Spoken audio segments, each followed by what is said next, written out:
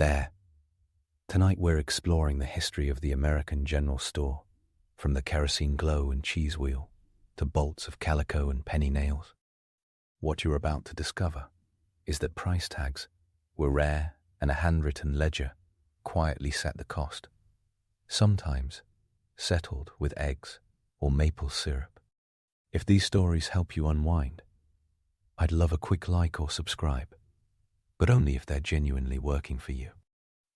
I'm curious where in the world you're listening from, so drop your location and local time in the comments. It's amazing seeing our little community span the globe through these historical tales. Now settle in. Maybe turn on some white noise or grab your favorite blanket and let's drift into tonight's story together. The American General Store did not run on cash and frontier grit alone. It ran on debt, gossip, and kerosene, with a side of hard candy. The postcard image is all pot-belly stove and checkerboards. The ledger tells a sharper story. One counter held the cheese knife. Another kept a book of who owed what, down to the last nail.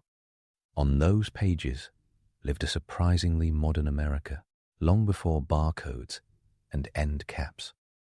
The General Store was a bank without a vault, a newsfeed without a screen, and a political headquarters that smelled like coffee, leather, and molasses. Picture a false front wooden box with a hitching rail and a porch sagging under the weight of generations. Painted signs promise dry goods, groceries, notions. Inside, the air is thick with kerosene and sawdust. Shelves climb to the ceiling, crammed with bolts of calico, barrels of salt pork, crates of oranges in season, plug tobacco, sacks of shot, spools of J and P, coats thread, and an intimidating display of patent medicines with names that sound like a dare. A hand-crank coffee grinder whines. Near the front door, a bell dings with each arrival, and by the stove, the unofficial town council debates crop prices like it is the Senate, only sweatier. Call it 19th century Twitter. The trending topic is always corn. Long before hashtags, the inventory told the country's story. In the 1760s, New England village shops carried West India molasses, tea from London, salt cod, nails by the pound, and cloth measured off the bolt by the yard. Ledgers from the period crackle with familiar entries. A farmer trades butter for sugar. A woman brings eggs and takes home needles and ribbon. Nothing is romantic about the math. Book credit floats everything. Actual coins are scarce. Stores advance goods in spring and summer, then settle when harvest cash arrives. The storekeeper is a broker of risk, disguised as a neighbor with a good memory. That arrangement explains a lot about early American politics. Boycotts against British goods during the 1765 Stamp Act crisis and the 1774 Continental Association turn up not just in pamphlets, but in store inventories. Merchants in Boston and Philadelphia sign non-importation agreements. Country stores feel the pressure. In some towns, shopkeepers caught violating boycotts endure smashed windows and cancelled reputations long before cancel culture had a name. The General Store is already a battlefield over globalization. Shipping crates determine who is patriotic, who is opportunistic, and who just wants their usual tea. The basic blueprint spreads west with the nation. In the Appalachian backcountry, during the early 1800s, a store might be a log building on a pack-horse trail, stocked from flatboats on the Ohio. On the prairie, it hugs a rail siding, paired with a grain elevator and a depot. In mining territories, it cranes a company store sign and issues scrip to workers. In the southwest, it answers to trading post, different signs, same core function. The storekeeper becomes supply chain, banker, political operator, and therapist, paid in interest and information. The barrel of crackers earns the speech. The ledger earns the influence. There is a reason the general store and the post office fuse in the American imagination. The US. Post office begins naming local postmasters in shops. Almost from the start, a small appointment with a big perk. By 1860, there are 28,498 post offices, and a spectacular number of them crouch behind a mercantile counter stocked with penny candy and yarn. A store with the mail hook becomes the town's nerve center. Posters go up on the door. A letter from a cousin. In St. Louis turns into 30 minutes of community theatre performed out loud. The post office window gives the storekeeper political oxygen, and a tiny slice of federal power arrives, along with the seed catalogues. The interior is both a store and a museum of the global economy. That roll of calico comes from a New England mill, fed by Southern cotton, itself anchored to a chain of enslaved labor before 1865, and sharecroppers after. The coarse salt might have come from Liverpool, the kerosene from Pennsylvania fields, tapped after Edwin Drake struck oil in 1859. After 1870, kerosene pushes whale oil off the shelves. People call it coal oil, and then only call it a tragedy when the lamp explodes. A store's shelves are global, long before headlines use the word global. The system works because cash does not circulate easily. The store takes eggs, wool, firewood, or labor in trade, entering values into the ledger. Many accounts settle once a year. The names in those accounts explain marriages, grudges, feuds, and elections. The storekeeper knows who bought a shotgun, who switched from tobacco twists to cigarettes, and who added dull needles and a yard of bright red ribbon to a week's order. The combination is a lie detector. When someone stands by the stove railing at extravagance, the ledger knows they bought peppermint drops for the children. Power flows both ways. The storekeeper owes wholesalers in the city, and the city owes credit to importers and mills, which owe banks. One dry spell, and the whole line shakes. The country store becomes the local tip of a global Jenga tower. Farmers haul in wheat and hogs. The store writes a credit slip. A traveling salesman, called a drummer, steps off the stagecoach with a valise of samples and stories. He charms the storekeeper into ordering a new patent elixir and 24 shiny tin graters. The drummer is the original influencer, only with a straw hat and a mustache waxed within an inch of its life. The Civil War blows a hole in the fragile cash economy. Coins vanish into hordes. For small change, stores hand out private tokens, good for a few cents on account. The US. Treasury scrambles and issues postage currency, then fractional currency, to keep small transactions alive. Between 1862 and 1864, more than 20 million privately minted Civil War tokens circulate. A figure numismatists love, citing because it captures exactly how quickly everyday people invent a workaround when national policy lags. Visit a surviving ledger from those years, and the margin notes look like a scavenger hunt for currency substitutes. On army posts, suitlers set up shops next to regiments and sell everything a soldier's pay cannot stretch to cover. After the war, the model migrates into western forts and becomes post traders. General stores do brisk business selling and buying from everyone crossing the frontier, often in brutally unequal bargains. Trading posts like John Lorenzo Hubbell's in Ganado, Arizona, opened in 1878 and now preserved by the National Park Service, became engines of Navajo weaving and silverwork commerce.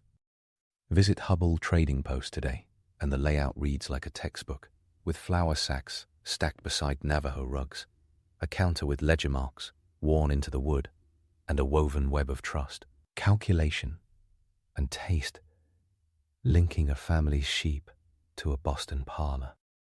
Credit sweet talk can sour fast. In the Reconstruction South, the cropline system grows like a weed. So-called furnishing merchants, often the general store in the county crossroad, advance goods in spring to sharecroppers and small farmers in exchange for a lien on the full crop.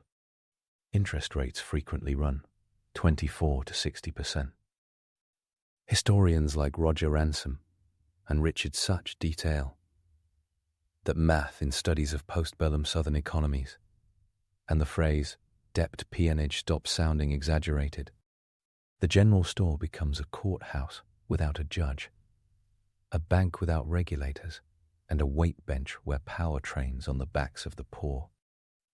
General stores are beloved meeting places. They are also instruments of control.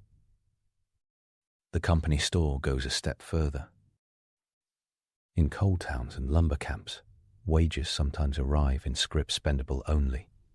At the company-owned store, prices swim higher than the river, and the lyric from Mel Travis's 1946 song lands with a sting. I owe my soul to the company store. The lyric sticks because it fits. It does not describe every camp or every owner. It describes enough of them to endure. Meanwhile, a wave of reform slaps the shelves. The Pure Food and Drug Act of 1906, prodded by investigations and muckraking along with U.S.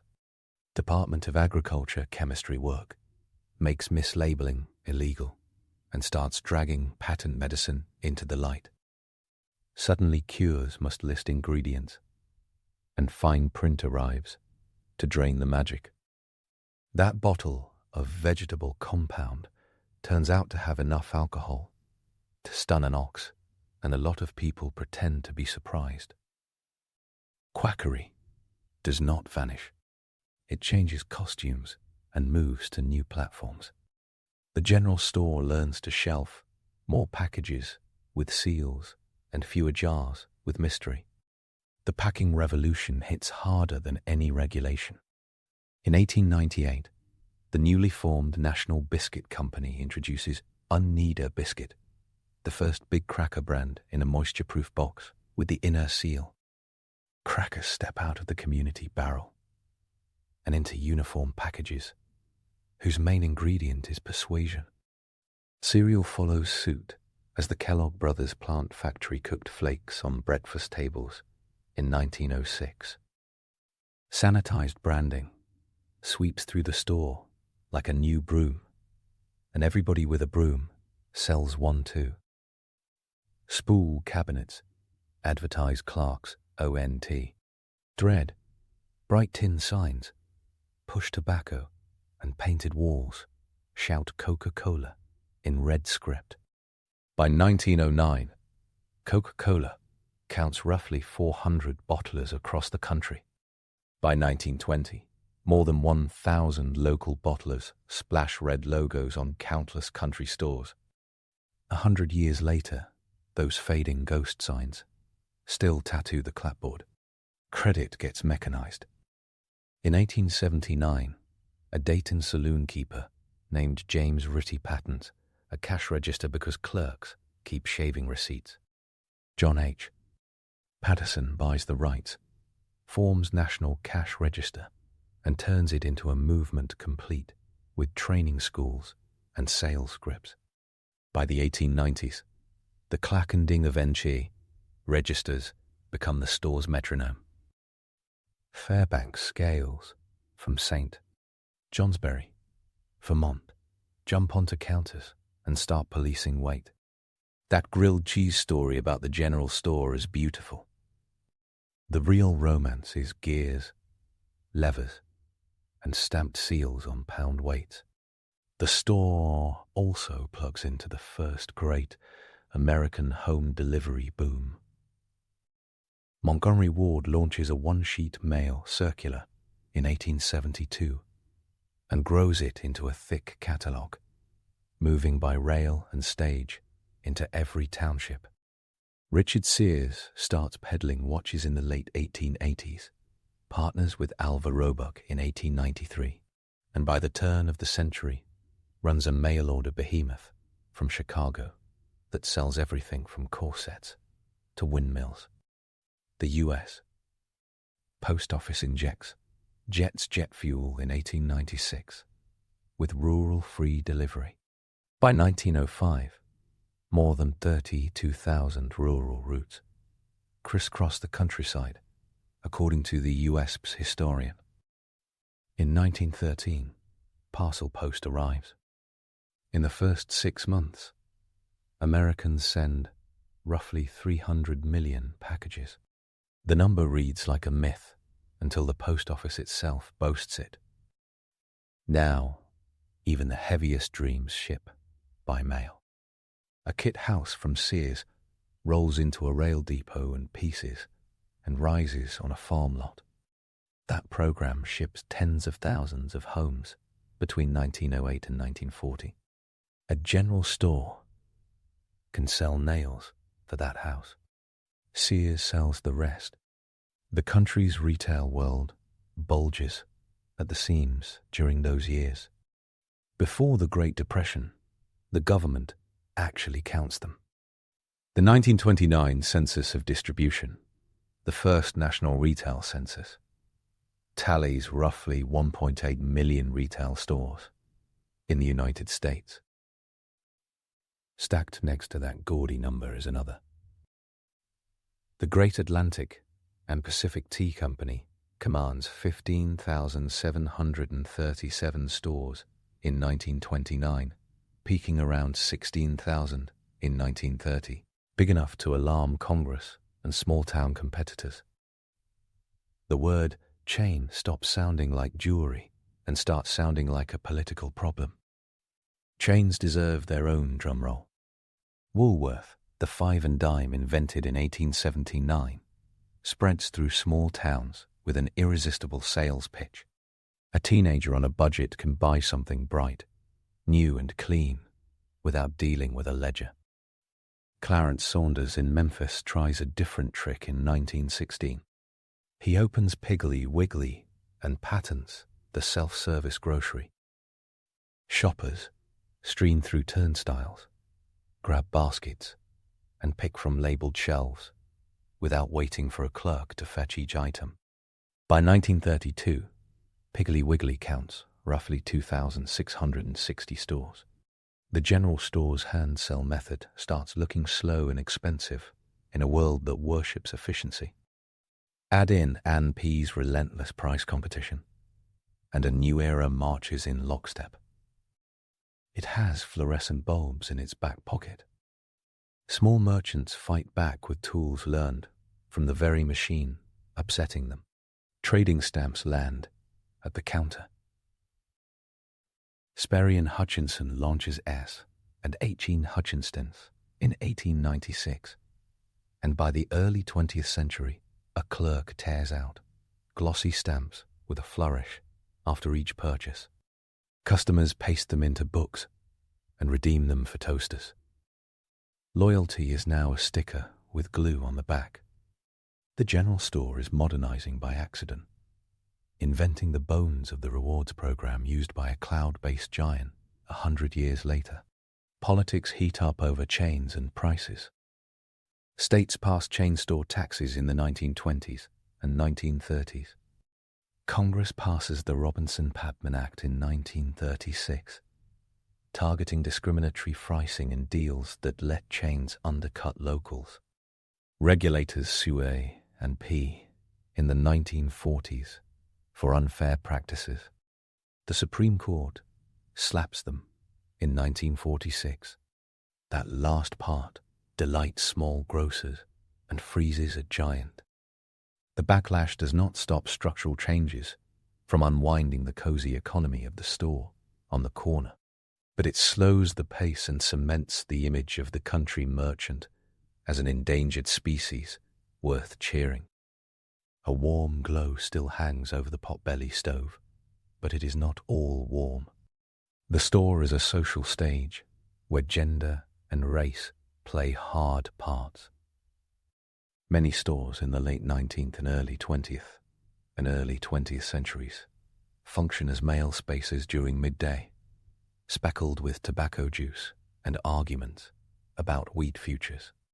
Scholars like Ted Ownby, writing about the rural South, describe the store as a third place that helped define manhood through talk, card games, and ritual. Women are present too, running errands, trading butter and eggs on consignment for what old ledgers sometimes called pin money, and in many cases owning or running shops, especially as widows or businesswomen in immigrant communities. In the West, Chinese and Japanese immigrants open groceries and general merchandise stores and become essential middlemen, sometimes in the teeth of local hostility. In the Mississippi Delta, Chinese-American grocers carve a niche in black neighborhoods during the Jim Crow era, a reality James W. Lowen documented that slices through easy stories about black and white, with a third set of hands passing the change across the counter. In the South, black customers fight a constant uphill battle with the Cropleans math stacked against them, while white merchants, anxious for loyalty, run their own little patronage systems where credit, kindness, and surveillance make a sticky mix. Hardware runs alongside the grocery and often spills into it. Rifles and shotguns hang behind the counter, and cheerful signage hawks everything from temperance preaching to tobacco. Kerosene lamps, lamp chimneys, bluing powder, lye soap, and washboards mount a whole wall. In the 1910s, a new contraption appears out by the road. A hand-crank gasoline pump with a tall glass cylinder advertises a gallon with gravity and clarity. Visible pumps, popular by about 1915, with makers like Gilbert and Barker, turn a country store into a miniature filling station. A boy with a can of axle grease becomes a mechanic by osmosis. Automobiles funnel money to the corner of Main and the state route, and a traffic pattern 100 years long sets in. What is sold shifts, but the patterns stay weirdly familiar. In 1898, Anita Biscuit demanded that customers trust a national brand and a sealed package. In the 1910s, Coca-Cola tricked out hundreds of little porches into bright red billboards. In 1896, and H. Green stamps bribed loyalty with a game. In 1916, self-service turned browsing from a vice into a business plan. Every modern retail trend looks like a cousin of something invented in a store, with a squeaky board that sticks near the candy display. The general store does something else that sticks. It ritualizes the day. A kid stands on tiptoe at the counter and stares down into a glass case of penny candy and learns the exact price of desire. A farmer compares cheese wheels. A letter arrives, and blunt small-town empathy decides before it opens whether it contains relief or trouble. Calendars from implement companies hang in a crooked line. A battery radio hums news from a far city. The ritual tastes like peppermint, sawdust, and government. During the 1930s, photographers from the Farm Security Administration aim big cameras at that porch and make it immortal. Dorothea Lange captures a country store on a dirt road near Gordonton, North Carolina. In 1939, a symphony of hand-painted ads, tin roofs, and farmers resting in the shade. Walker Evans shoots a bleached facade in Sprott, Alabama, in 1936 and writes rural American commerce into visual scripture. The Depression nearly breaks the model. Farm prices collapse, credit dries up, and the ledger starts spelling hunger. The Roosevelt administration floods the countryside with emergency programs. Rationing in World War II hands the storekeeper a new role as stamp collector in a system policed by the Office of Price Administration. Sugar gets rationed in 1942. Coffee follows. Clerk and customer trade stamps and jokes, and everything not nailed down is off limits. Retail contracts to ration books and ration boards. The general store soldierly ticks off the rules. War ends. Then car culture and suburbia sweep fresh air and concrete across the country and take customers off the porch. Supermarkets roll out like shopping field blitzes. After 1945, Michael Cullen opens King Cullen in 1930 in Queens, often tagged as the first true supermarket. But the revolution explodes in the post-war years. Parking lots turn grocery into a drive-in experience. Families wheel carts down wide aisles loaded with refrigeration and fluorescent light. Country stores either pivot into smaller groceries, lean into hardware and feed, or slip into slower time. Convenience chains sprout. Tote, in Dallas morphs into 7-Eleven in 1946 to reflect new hours. The old stove goes cold. The Cracker Barrel turns into a corporate restaurant chain, born in 1969, that many diners swear is the real deal, and that, for the record, never kept a ledger on farm. Wives in 1887. That would have been the end, a sepia-toned mercy, but the general store refuses to die cleanly. It evolves, rebrands, and sometimes digs in. Mass General Store in Valley Crucis, North Carolina, opened in 1883, closed in 1977, and then got resurrected in 1980 by preservation-minded locals. Today it sells enamel mugs and hiking gear and candy, so old-fashioned it practically sings barbershop. The Vermont Country Store launches in 1946 as a mail-order throwback founded by Vrest and Ellen Orton, and lives as a living museum of discontinued brands. Their catalogue turns nostalgia into a business model as shrewd as anything Sears ever did. In Moultonborough, New Hampshire, a shop dating to 1781 keeps claiming continuous operation. In Adamsville, Rhode Island, Gray's store ran from 1788 to 2012 and became a pilgrimage site for people who wanted to breathe old pine and pretend the world stood still. Out in the West, the Trading Post hangs on as a real economy tied to art, tourism, and heritage. Hubbell Trading Post still functions as a mercantile, buying Navajo rugs and jewelry on the same floorboards that knew their grandparents. On the plains, family hardware and farm supply stores fold general merchandise into feed, seed, and animal care. Country elevators and co-ops, children of the Grange and the Farmers Alliance, become retail anchors for small towns. The National Grange, founded in 1867, had skyrocketed to about 858,000 members by 1875, and, in the boom's wake, thousands of cooperative stores dotted the map. Many collapsed, but a kernel of cooperative spirit survived in rural supply stores and credit unions. The impulse to buy together and resist the squeeze of middlemen built as scaffolding some small-town retail still uses.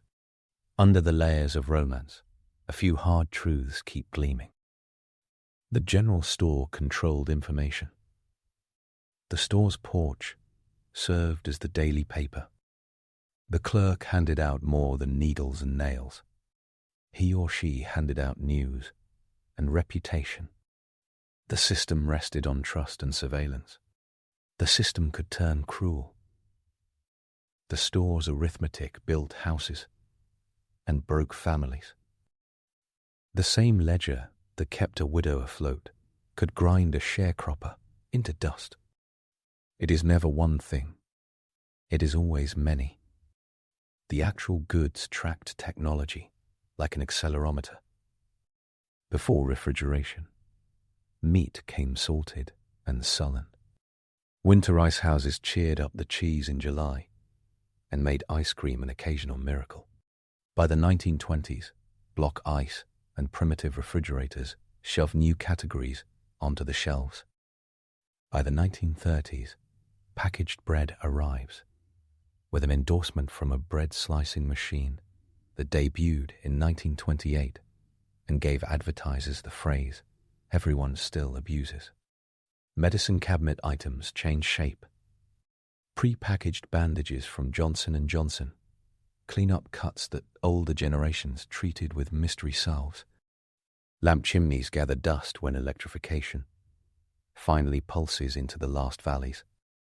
Rural electrification after 1935 plays. A slow hero here, stringing wire across hollows and keeping milk cold long enough to take home without a sprint. The media mix never stops shifting. In the 1910s, calendars and tin signs did the work. In the 1920s, radio waves did some heavy lifting, and the country store became a place to buy the batteries and gossip about last night's program. In the 1950s, television taught fresh jingle rhythms and put suburban supermarkets in living rooms. The store adapted when it could. The porch never really beat a car with a trunk. In plenty of places it stayed anyway, stubborn as a mule and twice as interesting. Regional quirks gave the general store 1,000 accents. In New England villages, the dry goods counter and the feed shed might stick to Puritan sobriety. In the Deep South, a store doubled as cotton buyer in fall and dispensing point for guano fertilizer in spring, the place where bales got weighed on a platform scale and debts got settled with a handshake and a pen scratch. In the northern plains, the store tied itself to a grain elevator and took tickets for rail shipments. In California and the Mountain West, Japanese and Chinese American entrepreneurs created groceries and general markets that served neighborhoods and stitched communities together through wars and bans and internment-era losses that still feel acid raw. The details matter. Each one is a floorboard in the story. By the time convenience stores take over gas corners in the 1970s and 1980s, the general store has seeded its DNA into everything from nightlife to online cards. Self-service in 1916 reads like a prescient blog post about future UX. Trading stamps diagram, the modern loyalty program. The ledger anticipates the credit card statement. The traveling drummer becomes the branded rep with a ring light on a trade show floor. The warehouse catalogue becomes a website. The rural post office becomes a parcel locker bulging with cardboard. It is not that the general store is gone. It escaped its walls. It is also not innocent. That has to stay on the table. Evaluate the store as infrastructure. It supplies goods. It broadcasts news. It loans money. It polices manners. It anchors a power structure. In some eras, it is a town's oxygen. In others, it is a velvet choke. General stores hosted debates that sound civics class proud. They also banned people from informal credit and therefore from local life. People loved them for their charm. People feared them for their books. The nostalgia is earned. So is the critique. The myths run hard because they feel good. A potbelly stove like a chestnut roaster softens memory. A checkerboard with bottle caps made into kings feels cute. The porch on a long summer evening plays like a promise nobody can keep. The ledger interrupts the mood with cold numbers. The United States was a country of 95% rural dwellers. In 1790, about 74% rural in 1870, and finally tipped urban in 1920. Those percentages sloshed a sea of people through the narrow door of the general store and left behind an alphabet of receipts. Chalk on a blackboard taught Sunday school. Chalk on the inside of a shop door tracked debt. That difference matters. There are overlooked corners, worthy of attention. The store's role in adoption of communications stands tall. Early telephones ring first in shops, given their status as community switchboards. Telegraph messages get picked up there, even if the line runs to the depot. Notices for dances, auctions, and rallies are posted right beside handbills, and storekeepers often double as notaries and informal city clerks. Political campaigns wheel in crates and posters and plead for a prominent nook for their candidate. A lot of small-town democracy gets measured in square inches on a general store's front wall. There is also an overlooked smell. Coffee and kerosene hide it. It is molasses.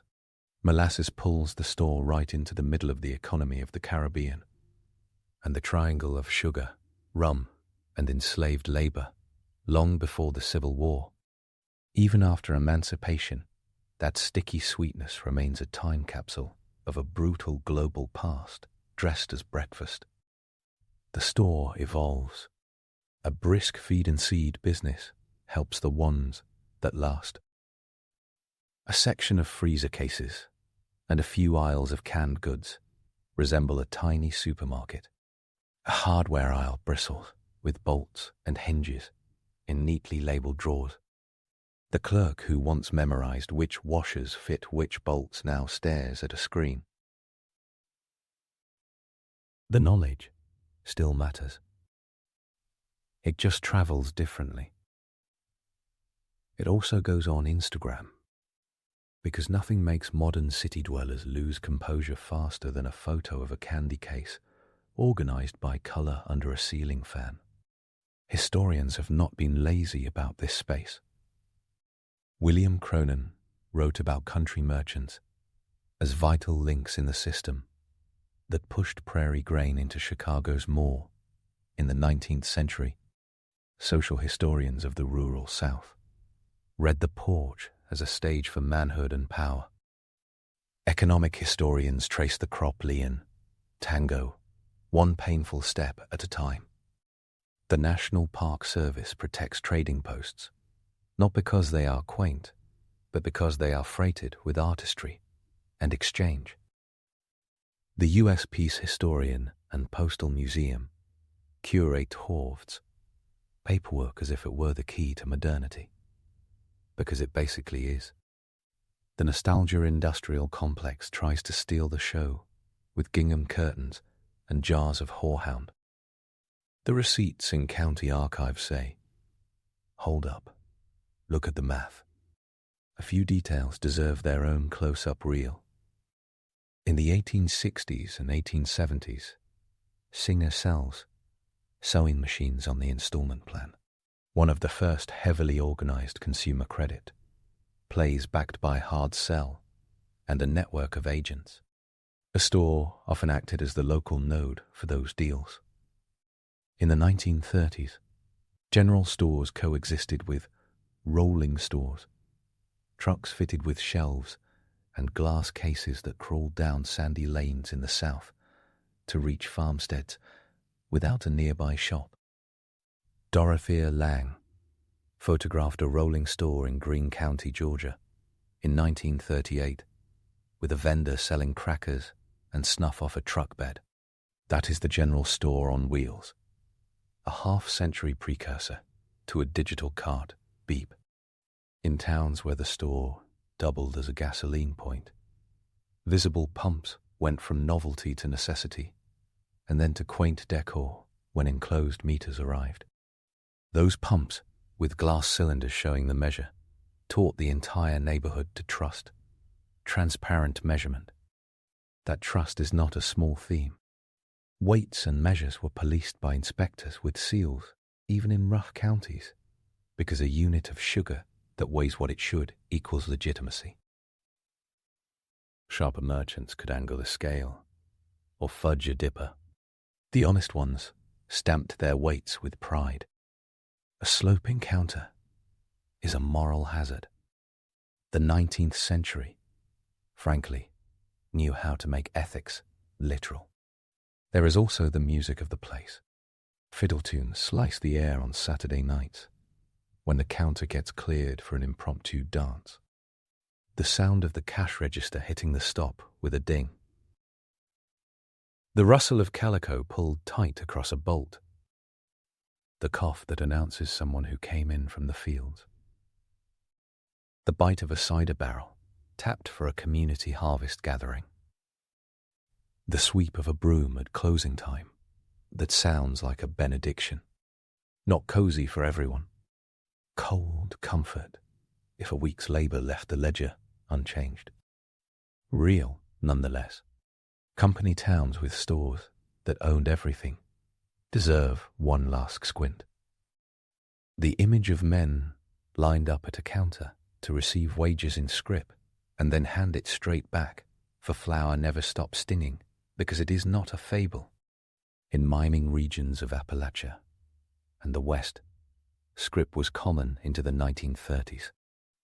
Labor fights did not leave the porch alone. Strikes and lockouts turned stores into targets or sanctuaries. People boycotted, shouted, and sometimes smashed windows. The general store hugged the tornado and tried to keep selling kerosene while the wind roared. This is not a eulogy. The general store is very much alive, sometimes as a social media star, accidentally sitting on a museum bench, sometimes as a practical supply depot for places far from the 6-lane. It offers eggs in a cardboard tray, a hunting license, advice about a carburetor, even though nobody is sure carburetors still exist, and a surprise bag of candy in a paper sack. It sells postcards that look like themselves.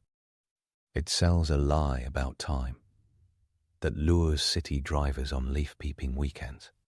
It also sells a shred of truth about community. People do, in fact, stand around and talk in a store with a wooden floor, and the country does, in fact, feel more comprehensible when someone with a pencil behind their ear knows a family's history. The ending lands with a twist, disguised as a shrug. The general store did not vanish under the weight of aluminum shopping carts and capital. It shapeshifted into systems modern shoppers think are new. Subscribe and Save was born as a ledger with a promise attached. Free shipping was born when Rafty hit 32,000 routes and Parcel Post dropped a kit house onto a siding. Loyalty programs were born when the clerk tore off green stamps and leaned forward. Influencer marketing was born when the drummer stepped off a coach with sample cases and a pitch. The Dim was born at the post office window between two jokes from the storekeeper. The ledger survives. It just moved onto a server. The porch survives as a comment section with avatars instead of straw hats. The nostalgia is fine as long as those ledgers get read alongside it. A barrel of crackers and a potbelly stove were never the main act. The main act was credit, trust, gossip, ambition, and the pleasure of being known in a place that smelled like kerosene and candy and responsibility. The story loops back to the counter. A clerk leans on a scale that bears a Fairbanks seal. A woman rolls out a bolt of calico. The sign outside offers notions. Inside, the notion of America hangs in the air. It can be weighed. It can be counted. It can be bought on credit. It can be paid off with a harvest. It can stick in a ledger for years. It can be stamped paid, in full, with a flourish that feels like a parade. The American General Store made a country out of transactions that felt like conversations. That is not mythology. That is retail alchemy, invented early, reinvented early, reinvented often, and still hiding in plain sight behind a jar of peppermint sticks. Moving on, our next tale is titled The Rise of the Umayyad Caliphate, Expansion of Islam. A desert clan with a ledger, a navy built from Phoenician timber, and a coin that unfollowed the emperor's face turned late, antiquity upside down. In the year 634, there was no empire of Islam. By 750, there existed a superstate stretching more than 11 million square kilometers, from the Atlantic to the Indus, bigger than Rome at its peak, larger than the Achaemenids who once strutted across the same latitudes. The map changed color faster than an algorithm can push a trend, and at the center of it sat the Umayyads of Damascus, building a bureaucracy while the world tried to catch its breath. The popular picture imagines a tidal wave of zeal rolling over stunned empires. The reality had more spreadsheets. The story opens with administrative genius in sandals, cavalry that understood space, like a chessboard, and tax collectors who quietly switched languages on the forms. War mattered, but paper, coins, and postal routes did an amount of damage that swords could only dream about. No dynasty appears out of nowhere. The Umayyads stepped onto a stage already smouldering. In the 630s and 640s, under the Rashidun caliphs, Muslim armies exploded out of Arabia and dismantled two giants that had only just finished strangling each other. Byzantium and Sasanian, in our Sasanian Iran, had bled each other dry in a 25-year slugfest ending in 628. Then plague weakened cities from Alexandria to Ctesiphon. The new armies were mobile, motivated, and shockingly adaptable. At Yarmouk in 636, Byzantine forces lost Syria. At Al-Qadisi in 600, at Al-Qadisiyah in 630, 637, and then Nahavand in 642, Sasanian resistance broke. The early chroniclers loved big numbers, but modern estimates cut the headcount drastically. Hugh Kennedy and other scholars put many of those field armies in the 15 to 40,000 range, rather than the six-figure epics the storytellers served. The terrain, the logistics, and the surviving archaeology make that conservative math look boring and correct. Those rapid conquests set the table. The Umayyads brought the cutlery and a seating plan. They were Qurayshi aristocrats from Mecca, the clan of the third Caliph Uthman.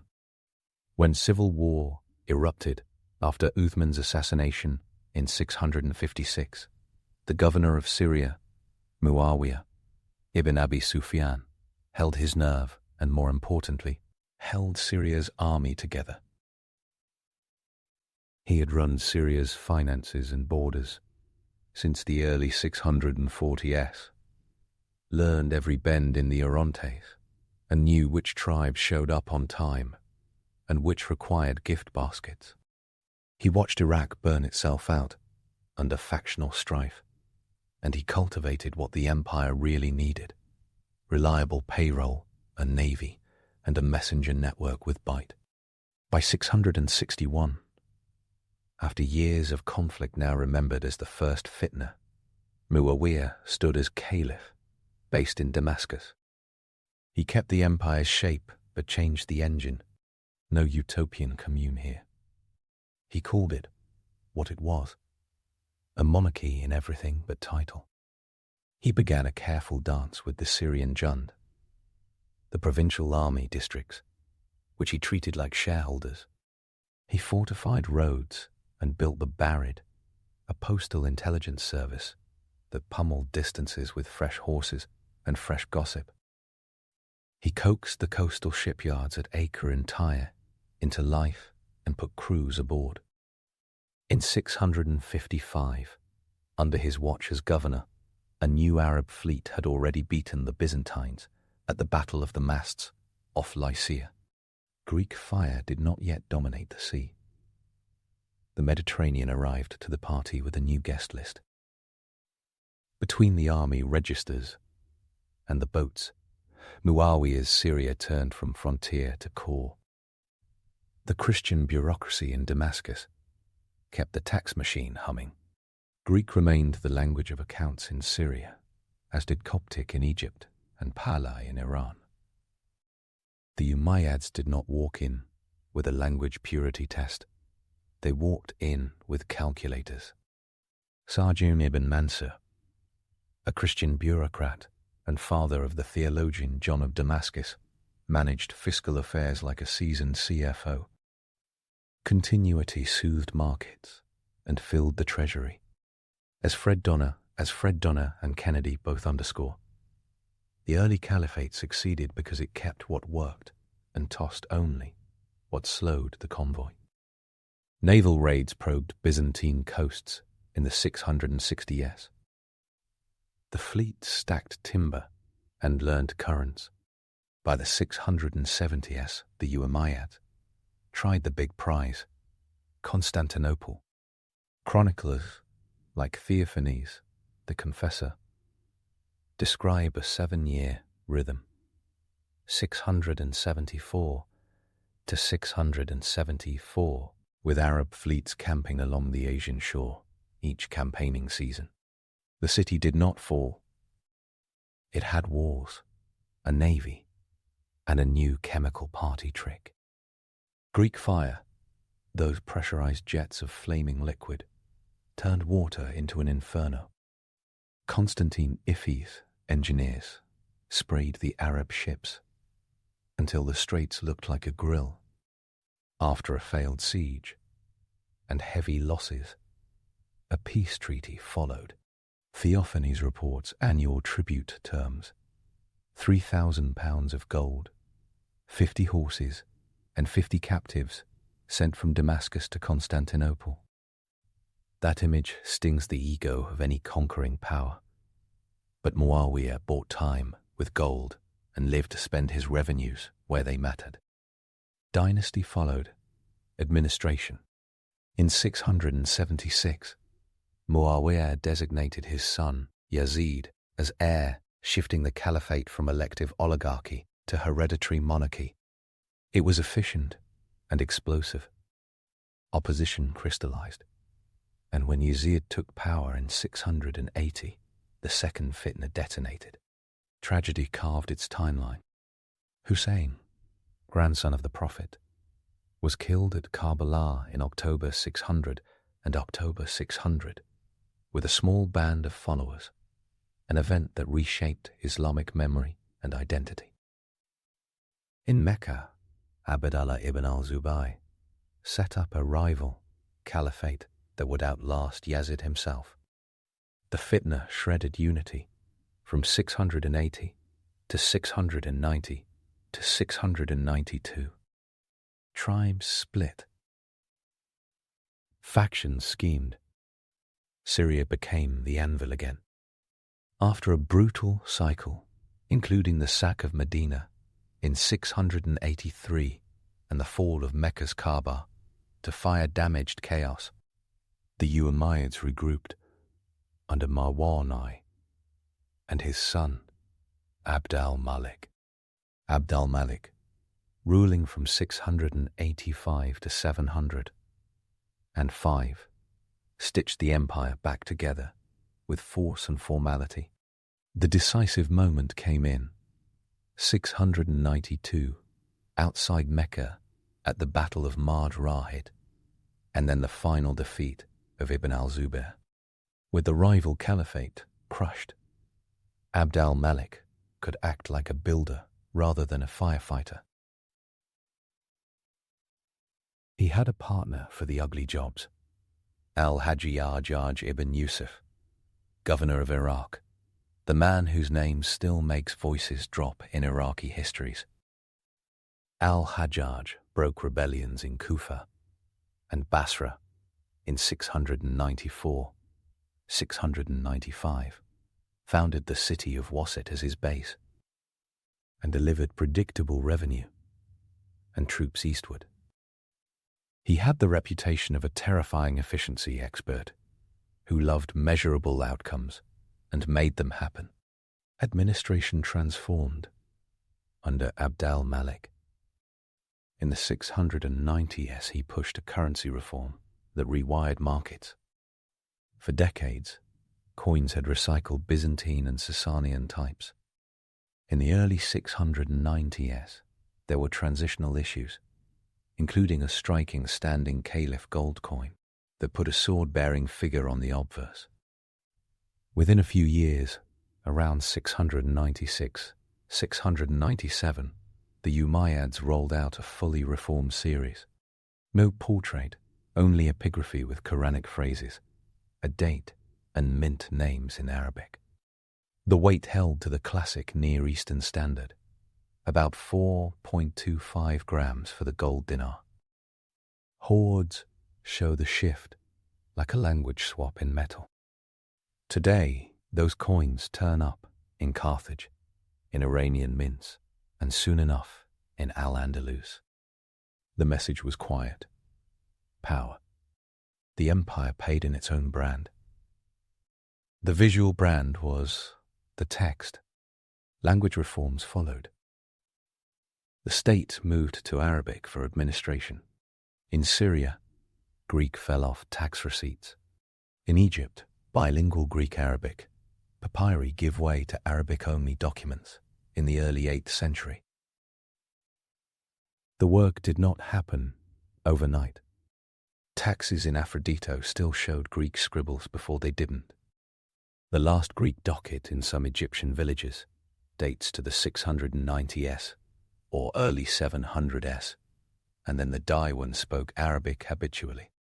Al-Hajjaj pushed script reform, sponsoring the use of diacritical dots in official correspondence to reduce ambiguity. A bureaucrat's nightmare looks like two identical words, meaning tax and axe, so the dots were career insurance. The Barid crisscrossed the roads, carrying this new language of state, and inside those courier satchels ran the real nervous system of the Caliphate. Architecture flexed. Abd al-Malik erected the Dome of the Rock in Jerusalem around 691, 692, a gilded theological mic drop on a contested plateau. Its inscriptions articulate monotheism in gorgeous early Kufic script. Modern takes love to label it as political theatre, aimed at Byzantium and rival Muslims, and the ambition radiates from every surface. It is both piety and statement piece. Then came the great mosque of Damascus under his son al-Walid, Hyacintid, in 715, a massive urban symbol that stitched Roman spolia, Byzantine craft, and Islamic space into one skyline. The message again rose on stone. This is the capital. This is continuity. This is a new old order.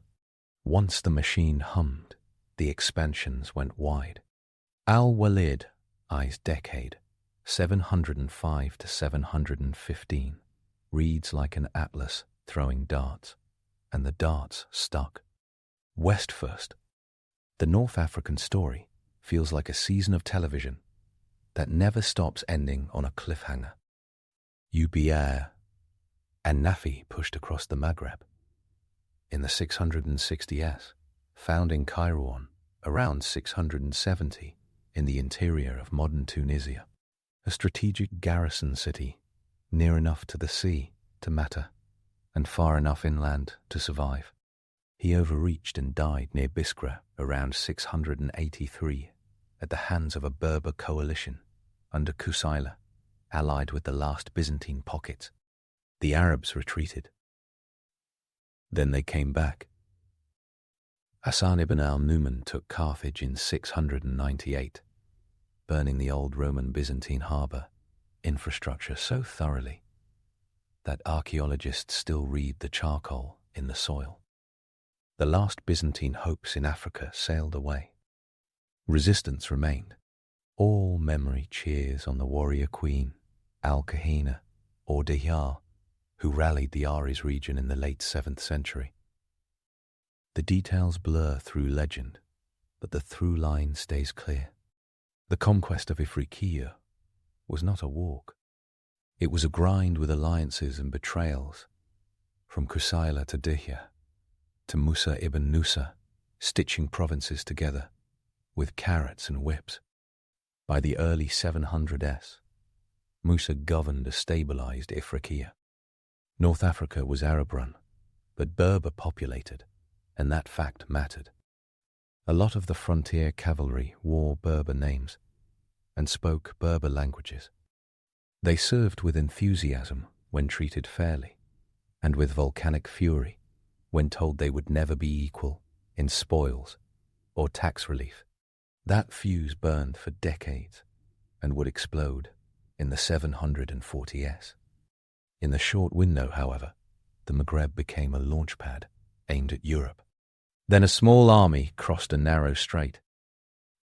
In 711, a commander named Tariq ibn Ziyad sailed from Tangier to the Iberian shore with a force reported around 7,000 men, mostly Berber. The sources then add reinforcements, bringing the total to maybe 12,000. The old story claims Tariq burned his ships to eliminate retreat. That dramatic flourish belongs in an epic poem, not in the earliest chronicles. No contemporary source reports a ritual boat barbecue. What they do report is contact with a divided Visigothic kingdom. King Roderick fought the invaders at an ill-documented field near the Guadalete in July 711. The Gothic elite fractured, cities negotiated terms, and the mosaic of 7th century Iberia dissolved under pressure. Within a few years, Cordoba, Toledo, and Seville had changed hands. The speed came from politics, not magic. A Gothic aristocracy that had forced policy by coup for decades could not coordinate a continental defense in a summer. Musa joined with more troops in 712 and brought administrative muscle. Al-Andalus took shape as a province under Ifriqiya's orbit. Gold from local mines and taxes moved back to Kairouan and then Damascus, while local Berber and Arab settlers established garrisons. Coins soon stamped with Al-Andalus in Arabic confirm that the bureaucracy followed the sword. Early dirhams dated to the 710s and 710s and 720s anchor the administrative reality in silver. The frontier climbed east into Septimania. Narbonne fell in Sept-Saint-Dixneuf.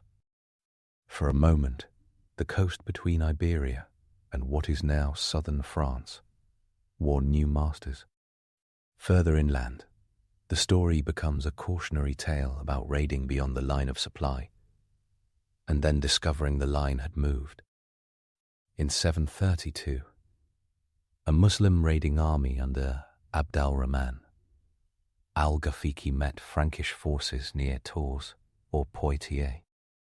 The battle spawned centuries of legend. Later writers cast it as the day Europe checked Islam.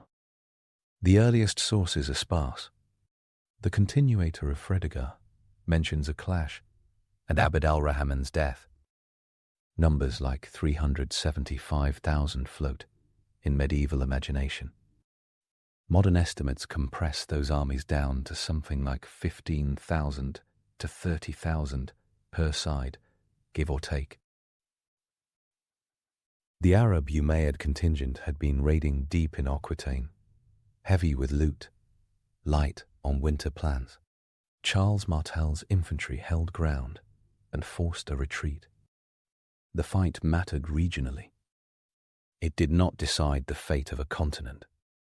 The Umayyads controlled Iberia for centuries after and pushed into Provence intermittently. Their retreat north of the Pyrenees owed more to overextended supply lines and politics in Damascus than to a single Frankish day in the field. Back to the east, where the map did push its luck and then made it stick, Qutayba ibn Muslim al-Bahili took command in Khorasan under al-Hajjaj's oversight. Between 705 and 715, he engineered one of those expansions that usually gets mislabeled as inevitable. It was not. It was cunning and timing. He targeted oases that anchored trade: Bukhara, Khwarazm, Samarkand. He recruited local elites rather than crush them, whenever possible, flipping loyalties with guarantees and payrolls. He installed Arab garrisons, stamped out rebellions with targeted force, and cut deals that turned caravans into informants. He took Bukhara by 709, Samarkand around 712, and pressed to the fringes of the steppe. Sogdian city-states that had toggled between Turkic and Chinese patronage learned to calculate a third option. The Chinese Tang court's records mention the Dashi, the Arabs, now active neighbors in Central Asia. The Khwarezmian princes, who dealt in silk and silver, dealt now also in Arabic contracts. Qutayba's achievements lasted because he built relationships with tax collectors and traders, not just with spearmen. Southeast, another frontier, got written onto the map with a light touch and a hard core. In 711, Muhammad ibn Qasim sailed to Sind. The story in later sources overflows with palace drama and romance. The administrative heart is less flashy. Ibn Qasim cracked the port of Dibal, moved up the Indus, won battles against Raja Dahir near modern-day Hyderabad, and secured Multan. He used the standard playbook of the time: offers of ammon, safe conduct to cities that opened gates, punitive measures for those that did not, and pragmatic respect for local landholding elites afterward. The Arab hold in Sind was coastal riverine, tied to revenue collection and trade rather than mass colonization. When Sulayman, al-Walid's successor, purged al-Hajjaj's appointees after 715, Ibn Qasim was recalled and died in custody. The province stayed Umayyad, but under new management. Indo-Muslim history would grow thick in later centuries. This was the thin root that let later stems find water. There were limits, and the frontiers taught them fast. To the north of Mesopotamia, the Umayyads battered against the Khazar Khaganate in a grueling series of campaigns. Al-Jarrah al-Hakami died, fighting the Khazars near Ardabil. In 730, Marwan ibn Muhammad, later Marwan II, the last Umayyad caliph, fought back hard in the Caucasus, and secured some stability, but the steppe never stayed quiet for long. The Caucasus ate armies and politeness. On the Nile's southern bank, expansion stalled. In 652, decades before the Umayyads, Arab forces hit Makuria in Nubia hard and discovered that Nubian archers were not impressed. The Treaty of the Bakht followed, specifying trade and tribute terms that lasted, with breaks and edits for centuries. Whoever drew the frontiers on a map had to leave the southern Nile blank, which is a polite way to say, respect the locals or limp home. Naval dreams slammed again into Greek fire. Suleiman pushed for a second assault on Constantinople. In 717-718, the Umayyad general Maslama, son of Abd al-Malik, ringed the city with tens of thousands of troops and fleets into the straits. Contemporary figures vary wildly, but the key elements are constant. The Byzantines had Greek fire, walls, leadership under the newly elevated Leo III, and the winter. The Bulgars hit the Arab lines from the rear. Grain ran short. An imperial city that had watched barbarians for centuries knew how to survive a siege the way a camel knows how to walk. Losses devastated the Arab fleet. The Umayyads withdrew. The Mediterranean sighed in relief and then got back to trade. Umayyad raids on the Aegean and Sicily resumed later in the century, but the dream of a caliph in Constantinople died in frozen tents and smoking wrecks. Under the surface of this imperial geography swam the currents that would break it. The Umayyad state operated with an Arab-first sensibility. Early on, the conquerors formed garrisons, apart from the subject populations, in places like Kufa, Basra, Fustat, and Cairo. Soldiers were registered in the Diwan and received stipends funded by Kharaj, land tax, and jizya, poll tax, on adult non-Muslim males. Conversion to Islam theoretically removed the jizya burden, but practice wobbled. Administrators, desperate to keep revenue predictable, sometimes kept converts on the jizya rolls anyway, producing a tidal wave of resentment from Mawali, non-Arab Muslims. Umar II, the pious Umayyad Caliph, who reigned from 717 to 720, attempted to enforce a cleaner system. Converts should stop paying jizya, period. Governors freaked out about deficits. Implementation yo-yoed. The documentation from Egyptian papyri shows both continuity and confusion across the early 8th century. A fiscal state trying to pivot on principle often found that the math refused to budge. Religious oppositions gnawed away at legitimacy. The trauma of Karbala never left memory. Shiite communities held the Umayyads as usurpers. Kharijites, those purists of justice who had split during the first fitna, arose again and again across Iraq and Arabia, refusing the dynasty and assassinating when they could. They did not topple the state, but they made sure nobody forgot that theology could pick up a spear as fast as any taxman could pick up a pen. The state also inherited a tribal chessboard that had been rearranged for conquest and now demanded attention. Broad coalitions like Qays and Yaman, shorthand labels for complex networks of Arab tribes, fought constant cold wars that sometimes went hot. The Battle of Marjarahid in 600 and the Battle of Marjarahid in 600 and empowered the Yumanis in Syria, and the scorecards that men kept in tents and diwans outlived the original reasons.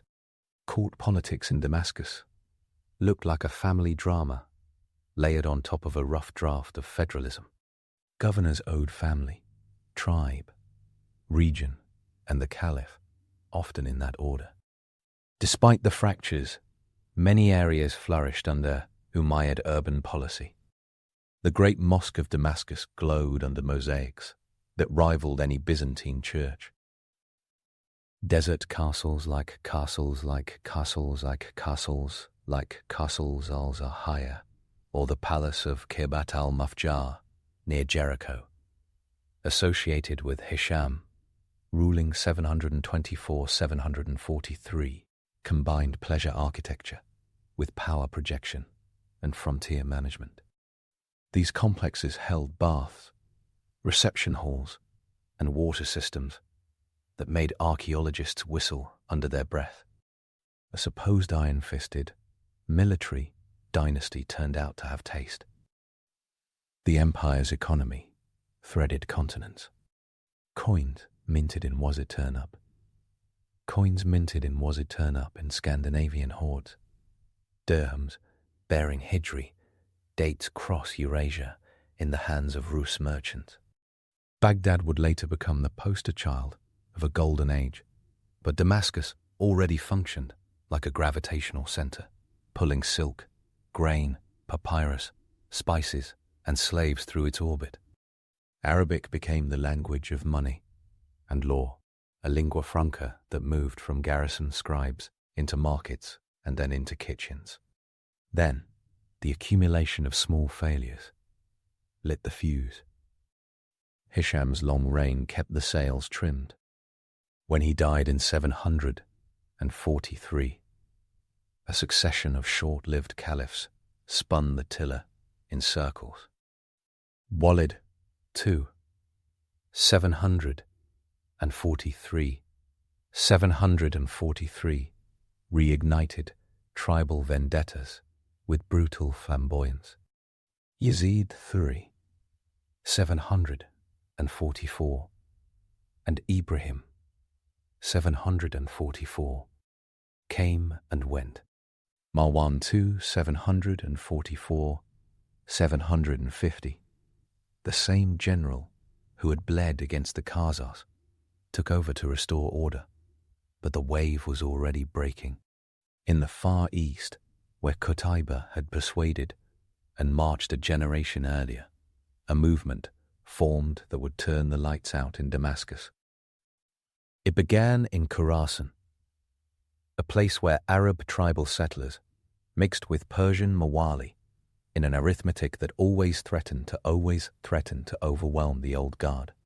Abu Muslim, a talented organizer who moved under the banner of the Abbasid family, kin of the Prophet's uncle Abbas, coordinated a revolution that promised justice, an end to Umayyad privilege, and a new order that housed the grievances of decades. The call was messianic to some, pragmatic to others, and mysterious by design.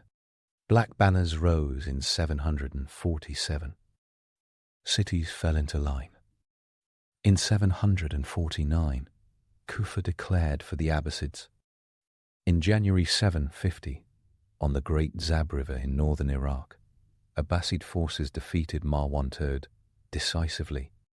The Umayyad army broke. Marwan fled and was killed months later in Egypt.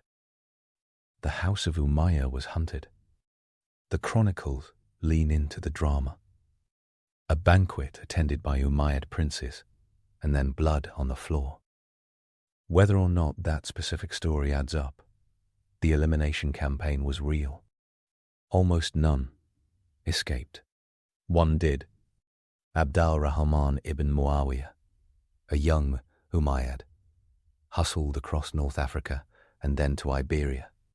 In 756 he founded the Emirate of Cordoba, a political and cultural marvel that kept an Umayyad line alive in Al-Andalus for 2 centuries. Damascus fell silent under Abbasid control.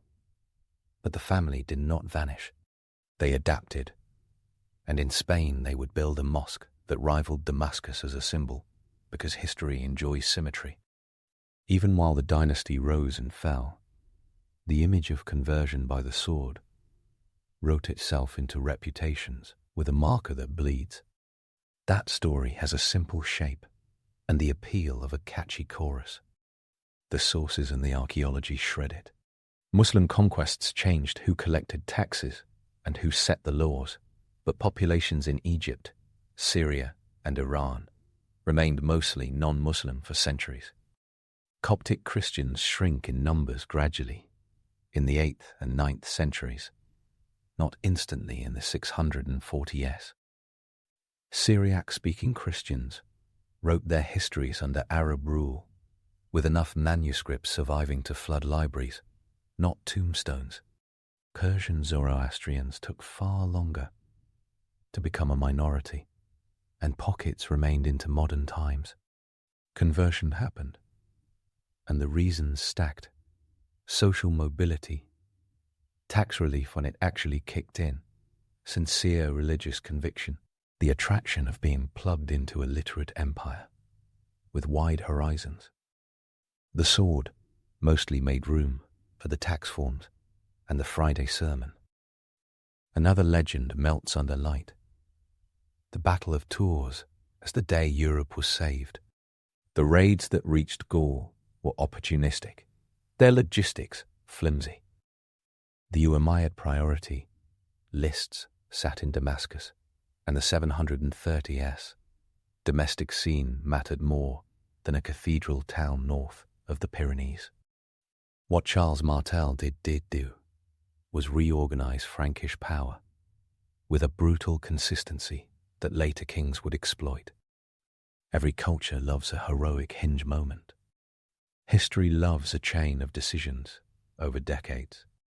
Then there is the tale of the boats burning off Gibraltar. It would make a stunning movie scene. It did not happen, as the later chronicles tell it.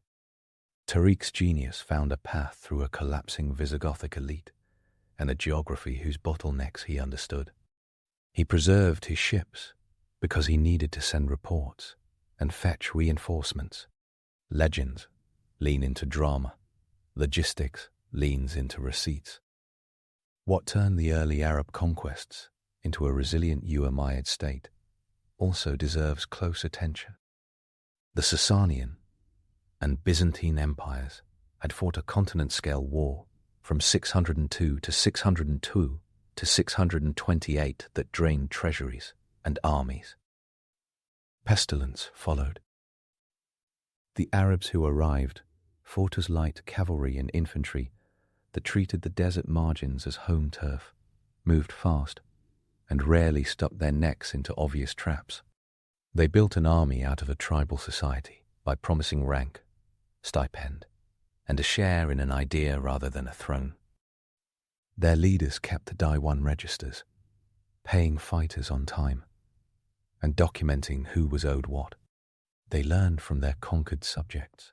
Greek engineering built Umayyad aqueducts. Persian fiscal know-how taught the Umayyad finance office to track land surveys. Christian bureaucrats kept the books in the languages they already knew until their sons learned to write in Arabic. The state also declared itself in ways that modern observers recognize instantly. The coinage was branding. The architecture was branding. The language policy was branding. Abd al-Malik, by replacing images with text on his coins, made an iconographic statement as loud as any modern rebrand. It announced a religious identity as the state's heartbeat. Even if many of the tax collectors remained Christian, and many villagers did not understand Arabic, the new normal arrived on the coin, in their hand, at the bakery. Syria's armies, the heart of Umayyad power, formed a core professional force in a time when professionalism still looked like good memory and a surviving horse. Estimates vary, but the Syrian Jund, under Umayyad rule, probably numbered in the tens of thousands across districts like Damascus, Hims, Kinistrin, Jordan, and Palestine. Those troops owed their welfare to the dynasty and, crucially, habit.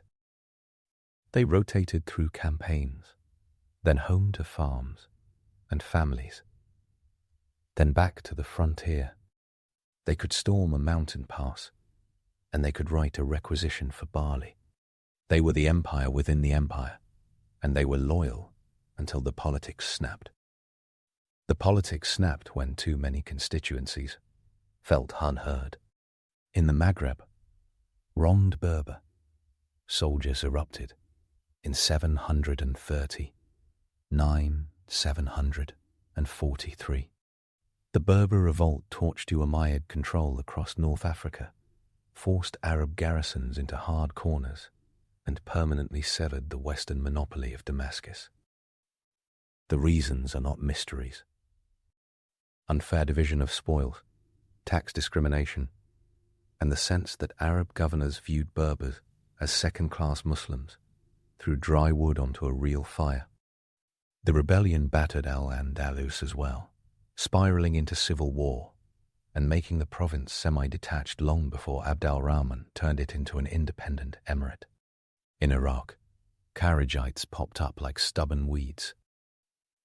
Zayd ibn Ali, a descendant of the Prophet, mounted a revolt in 740, appealing to Shi'i hope and Iraqi exhaustion. He died in Kufa, his story becoming a martyr's text for Zaydi Shi'ism later in Yemen and Iran. The center could still punish, but every punishment generated a longer line of mourners who did not forgive.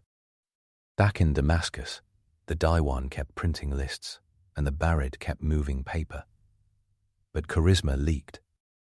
The Abbasid movement offered a new story that managed to be specific and vague. It promised justice for the family of the Prophet, without naming exactly which branch, until it mattered.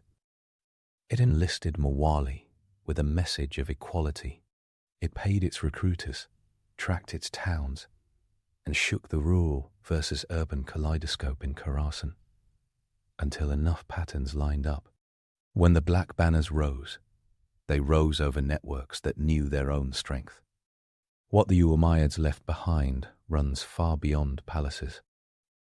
Standard Arabic emerged as an administrative and literary language, built in large part under their rule, refined in the new grammar schools of Basra and Kufa. The Friday sermon became a political instrument, as well as devotion. Coin hoards bear their slogans. Stone inscriptions across the Levant carve their dates. The Dome of the Rock and the Great Mosque of Damascus still catch sun on mosaics that wink at Rome and Constantinople. Papyri from Egypt write mundane miracles. Rent receipts in a new script, orders to supply camels, lists of names that stopped using Greek vowels mid-century and instead used dots and strokes that grammar nerds now chant as history. Source trails glow beneath the narrative. Theophanes the Confessor's Chronicle captures the shock Byzantium felt stalking with an Arabic-speaking neighbor that built fleets and burned coins with a cross on them. Armenian historian Cebios recorded waves of new power rolling across his horizon. Arabic historians like Al-Tabari, piecing their own story together in the 9th and 10th centuries from earlier accounts, wrapped the Umayyads in cautionary drama. Modern historians add footnotes and subtractions. Donner tracks conquests through geography rather than hagiography. Kennedy turns troop estimates into plausible math. Archaeologists read trenches at Carthage blackened by 698 and foundations at Kairouan dating to Uqba's day. Numismatists, those metal whisperers, hand over reformed dinars and dirhams with mint names that map the spine of a state. The best myth to retire is the idea that the Umayyads were all sword and no soul. Their prestige rested as much on competence as it did on conquest. Money moved because villagers believed that a coin stamped in Damascus would be accepted in Damascus, that a letter issued in Arabic in Kufa meant something on market day in Nishapur. Their navy, while battered by Constantinople, made islands nervous for a generation. Their postal routes made kilometers less important than loyalty. Their desert palaces boasted friezes that make modern onlookers blink at scenes of hunting and music that complicate any Puritan stereotype. They were rulers of a late antique world that had not yet learned it was medieval. The Abbasids who replaced them pulled the center of gravity east to a new city on the Tigris and crafted their own style of cosmopolitan claim. They inherited a network, a currency, a language, and a habit of thinking big. Cordobas who Umayyads borrowed the family name and the flair. Both kept Spanish olive groves and Iraqi canals within a history that still argues at dinner parties. A naval battle off Lycia, then a treaty. A burning harbour at Carthage, then a chapter in which Kairouan taught the Maghreb how to think in Arabic. A narrow strait crossed by a general whose best trick was not theatre, but leverage. A winter siege where fire burned on water, and the Caliphate taught itself a limit. A tax receipt in Coptic, with an Arabic paraphrase, followed a generation later by the same receipt, without the Greek. A Berber cavalryman counting his share and finding it low. An Iranian convert told he would still pay jizya, despite repeating the Shahada. An administrator in Damascus, finally switching the coin, dies, and hitting the lever with a quiet thrill. The rise of the Umayyad Caliphate sits in those textures. Expansion of Islam was a process rather than a thunderclap. It ran on armies and arguments, treaties and betrayals, cash flow and charisma. The dynasty that ruled from Damascus showed how a faith could become a state, without becoming only a state. It conquered, taxed, built, prayed, paid off enemies, minted slogans into gold, lost track of its own factions, and then fell to a coalition it did not understand quickly enough. If the story still pulls eyes toward a map and makes the mind race, that is because it felt breathless even then. Chroniclers wrote as if history had found, fast forward. In truth, the Umayyads created a speed that would carry their successors for centuries. A last image fixes the lesson. In 697, a gold coin leaves the mint in Damascus, its field filled with Arabic text that declares the unity of God and the mission of Muhammad. That coin appears in a merchant's hand in Ifriqiya. He uses it to pay a tax at a new office in Kairouan, where a clerk, writing in Arabic, issues a receipt. The same silver weight turns up years later near Bukhara, scratched and worn, traded along silk roads that have learned new words. It sits eventually in a hoard in Sweden, buried by someone who wanted security in a violent world. A single coin maps an empire. Damascus to Kairouan to Transoxiana to the Baltic, knitting together a world that the Umayyads made real by deciding that text could hold a state together. The dynasty fell. The decision stayed. For our next story, we explore the artistic contributions of Vincent van Gogh. He stands under a sky that looks like it's vibrating, a brush in one hand and a fistful of new industrial pigments in the other, and he treats color the way a guitarist treats distortion. Every myth about the sad man with a starry painting starts melting under the sheer heat of what he's doing with paint in 1888. The legend is lurid. The facts are better. Vincent van Gogh does not politely inherit the 19th century. He shreds it. He picks up oil paint at age 27 in 1880 after a full deck shuffle of careers, and in just over a decade he produces about 2,100 works. including roughly 860 oil paintings, more than 1,100 drawings, and a handful of prints.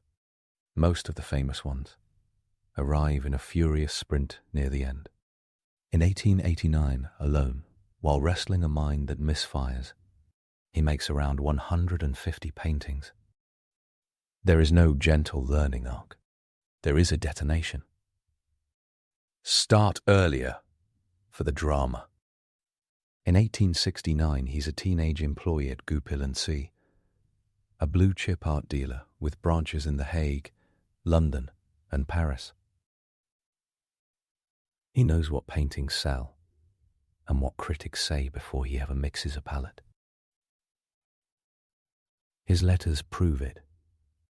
The paper trail runs thick. More than 800 letters survive, around 650 of them to his younger brother Theo, the art dealer who becomes patron, therapist, and logistical support team rolled into one. The letters are basically a studio vlog, without video, containing pigment shopping lists, exhibition gossip, sketch doodles of compositions, and arguments about why he thinks Delacroix's complementary colours beat the dusty brown moralism of academic taste. He tries the church, after failing, at sales. In the Belgian coal region of the Borinage, in 1879, he takes self-denial to performance, art levels, giving away clothing, sleeping on floors, attempting to live like miners. The church fires him. He does not moderate. He pivots to art, treating it like a calling rather than a career move.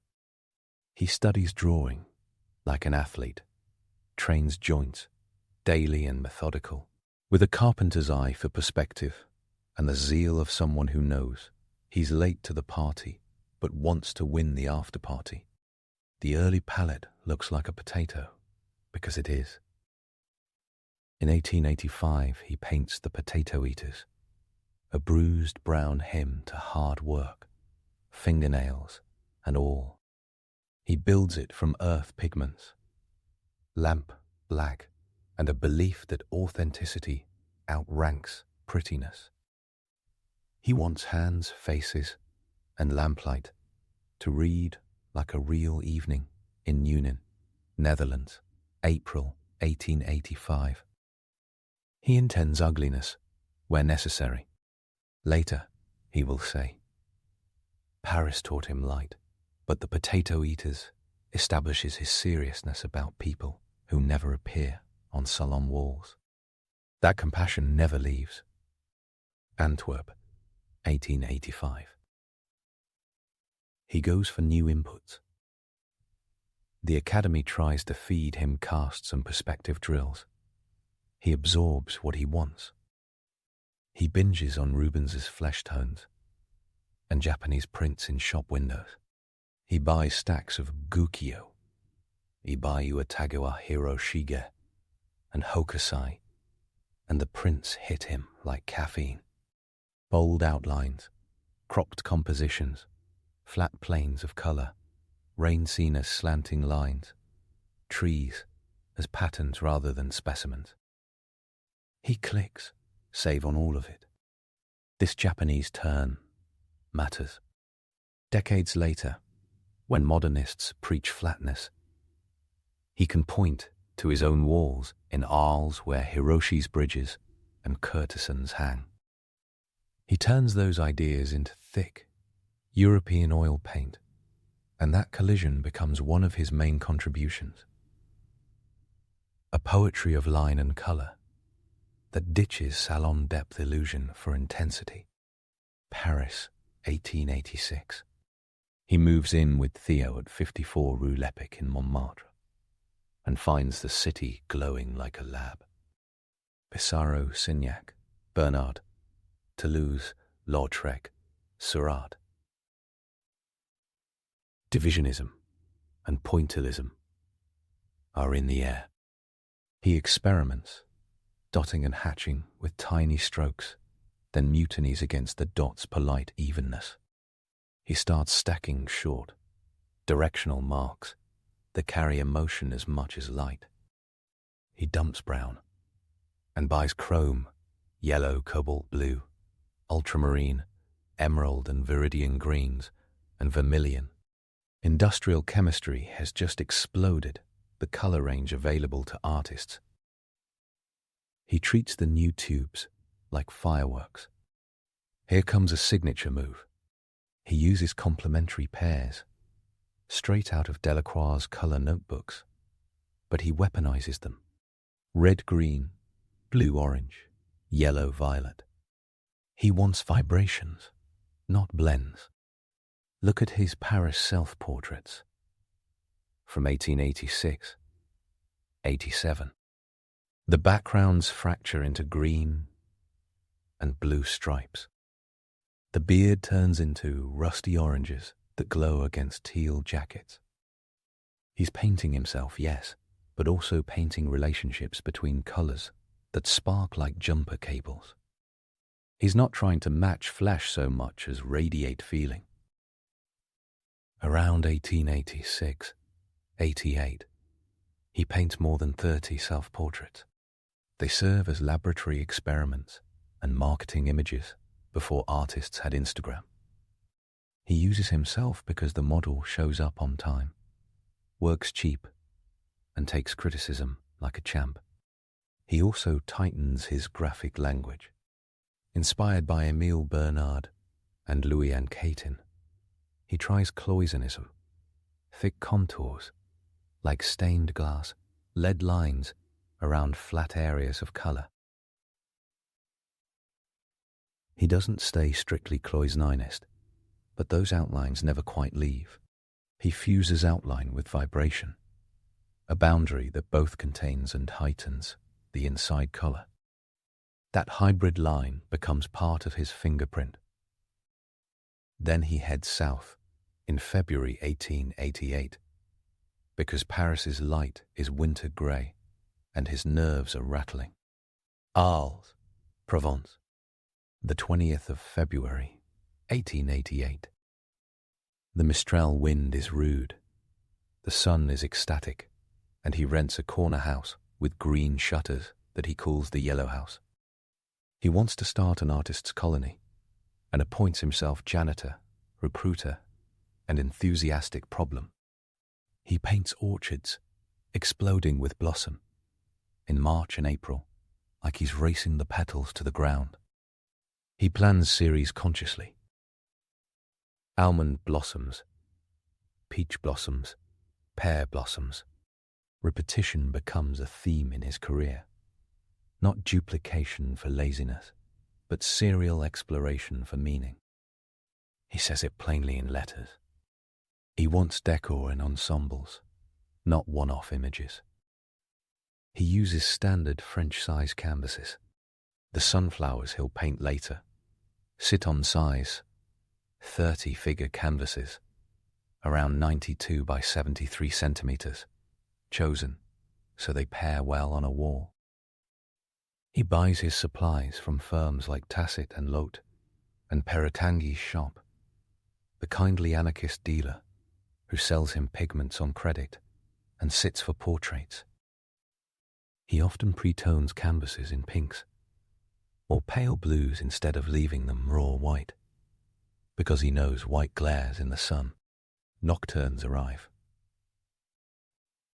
In September 1888, he paints Café Terrace at night outdoors, under gaslight, and talks in letters about using candles, fixed to a straw hat, and a candle-stuck box to see his palette after dark.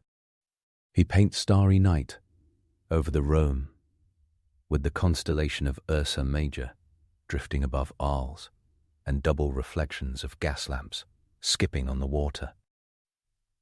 He's not to wonder.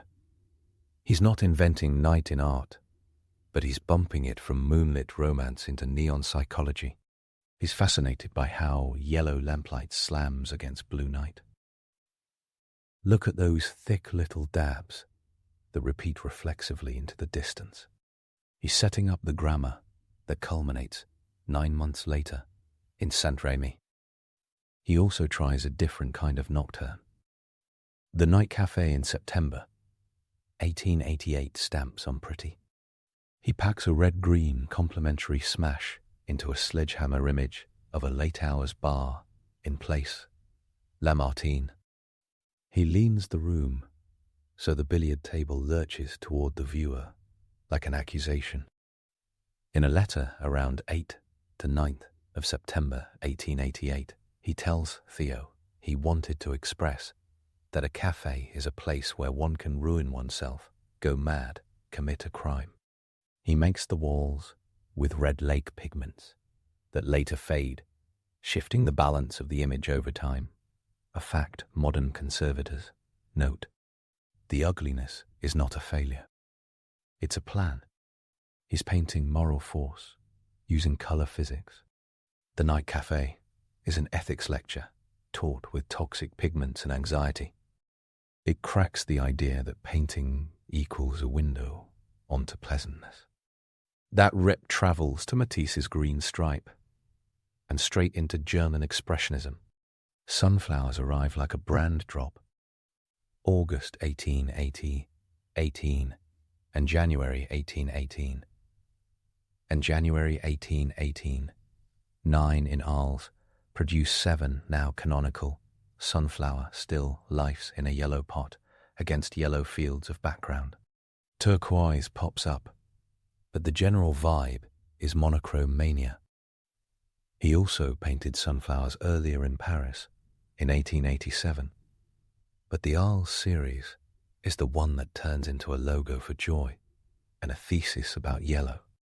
He reasons in letters that yellow carries hope.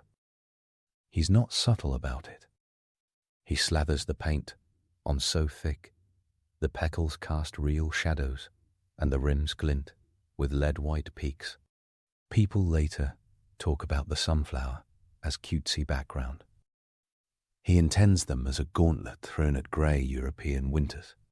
He says they will decorate the guest room for the friend he expects, the man from Brittany who paints memories like symbolist posters. Paul Gauguin arrives in Arles on the 23rd of October, 1888. The studio of the South is open for business. They last 9 weeks. They argue theory, paint portraits of each other, and test nerve endings. Gauguin values painting from memory and merging subject with idea. Vincent values painting from perception, then exaggerating color to match inner force. That tension vibrates on every wall in that yellow house. They hang Japanese woodblocks. They intend to make a new art that leaps beyond Impressionism. They also develop a domestic allergy to quiet. Then comes the 23rd of December, 1888, the night that razor blades into every biography.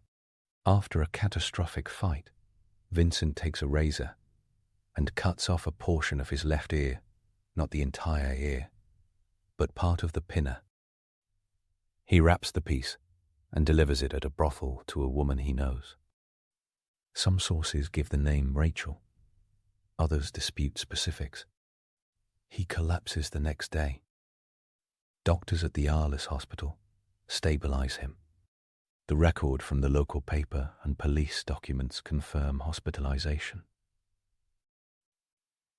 The medical file calls it an episode of acute mania, with generalized delirium in January 1889. The community petitions to have him committed. He will later check himself, voluntarily, into the asylum at St. Paul de Massol, in St. Famille de Mosselot, in St. Remy de Provence, on the 8th of May, 1889. The ear incident becomes a meme with a pulse. It fuels the myth of the crazed genius, whose art drips directly from pain.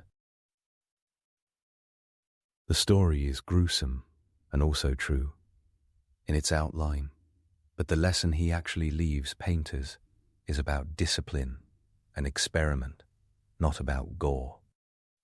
The paintings in the weeks before and after are among his most intentional, including the bedroom from October 1880, where he paints a room like a color music score.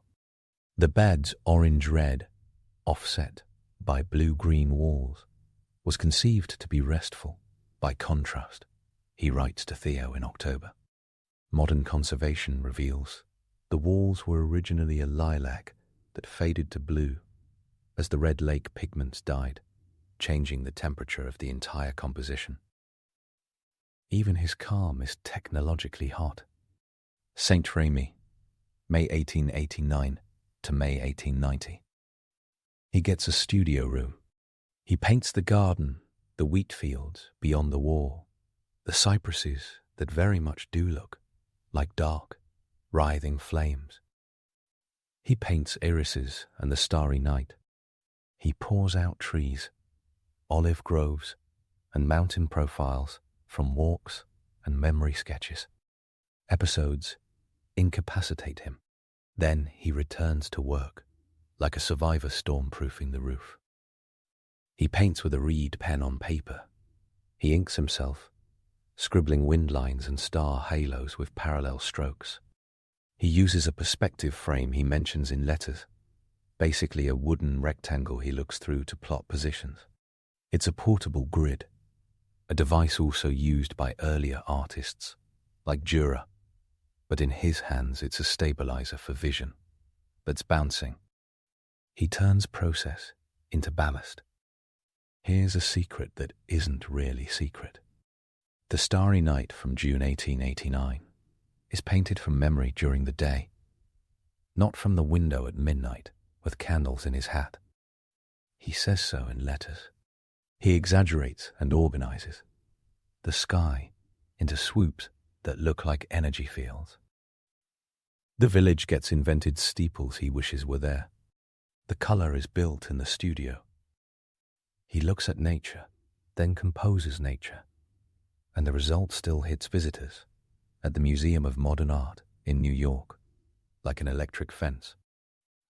Scientists later analyzed the luminance patterns in its whirls and noticed statistical similarities to turbulent flows described by Kolmogorov. The study's technicalities live in physics journals, but the gist is simple. He paints motion so convincingly that the numbers behave like a fluid. He's not taking measurements on a ladder. He's painting feeling so exactly that it clicks with math. Irises in 1889, a shock of blue violets with sun-bright accents.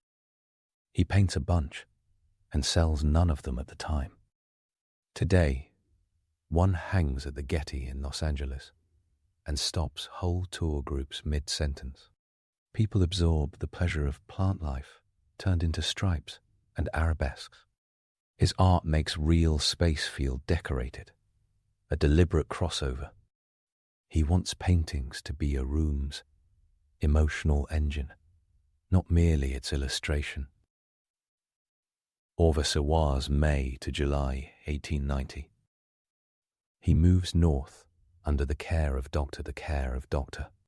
Paul Gachet, a homeopathic physician who owns an etching press and collects avant-garde art. Vincent distrusts him, then warms to him, then paints him with a melancholy slouch and a foxglove plant, a medicine for heart problems once misbelieved to affect vision. He paints peasant cottages, like stacks of colour patches, that never quite settle. He uses double square canvases, around 50 by 100 centimetres, because he wants amplitude. He dashes off wheat fields and roads at a rate that scares time. Modern books claim around 70 paintings in 70 days. The count shifts slightly by scholar, but the pace is undeniable. This sprint is not random. Auvers gives him new motifs and a fever to use them. The end arrives on the 29th of July 1890 in Auvers. He dies 2 days after a gunshot wound to the abdomen sustained on the 27th of July. The traditional story of suicide holds sway in many biographies. A provocative 2011 book by Stephen Naife and Gregory White Smith, raises the possibility of an accidental shooting by local boys, citing discrepancies in the testimony and the odd trajectory of the bullet. The archive can't settle it with courtroom certainty. What can be said is clinical. He dies at 37, leaving a trove of canvases in Theo's apartment. He is not a success. He is not nobody either. Enter Johanna van Gogh, Theo's wife. Theo dies 6 months after Vincent, in January 1891. Joanna inherits piles of paintings and letters.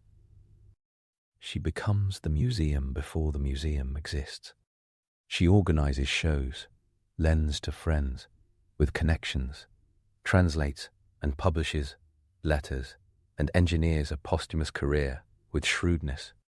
A critic, Albert Aurier, writes a blazing essay in January 1890, Les Isles, Vincent van Gogh calling him a genius of synthesis and colour. That piece matters. A 1901 retrospective in Paris now swells interest. The 1905 Stedelijk Museum show in Amsterdam does the same for Dutch audiences. From there, influence collects like compound interest.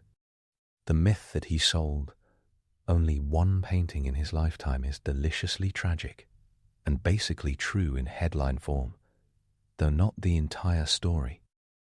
The Red Vineyard at Arles, painted in November 1888, reportedly sells for 400 francs to the Belgian painter Anne Bosch at the Les Watt exhibition in Brussels in early 1890. He also trades works with fellow artists and possibly sells or promises a few others. But that vineyard checks the ledger as the one publicly documented sale. The paint dries. The money pays rent. The future laughs. While the legend of destitution plays well on T-shirts, the finances deserve context. Theo sends him a monthly allowance that varies, often around 150 francs. That stipend lets him buy canvases, sitters' fees, and enough food of dubious nutrition. He is poor, but not abandoned. He is sustained by familial love and art world subculture. He does not starve to death. He paints to death. Now, what exactly did he bring to painting beyond a tragic life story and a lifetime supply of story and a lifetime supply of sunflower emojis?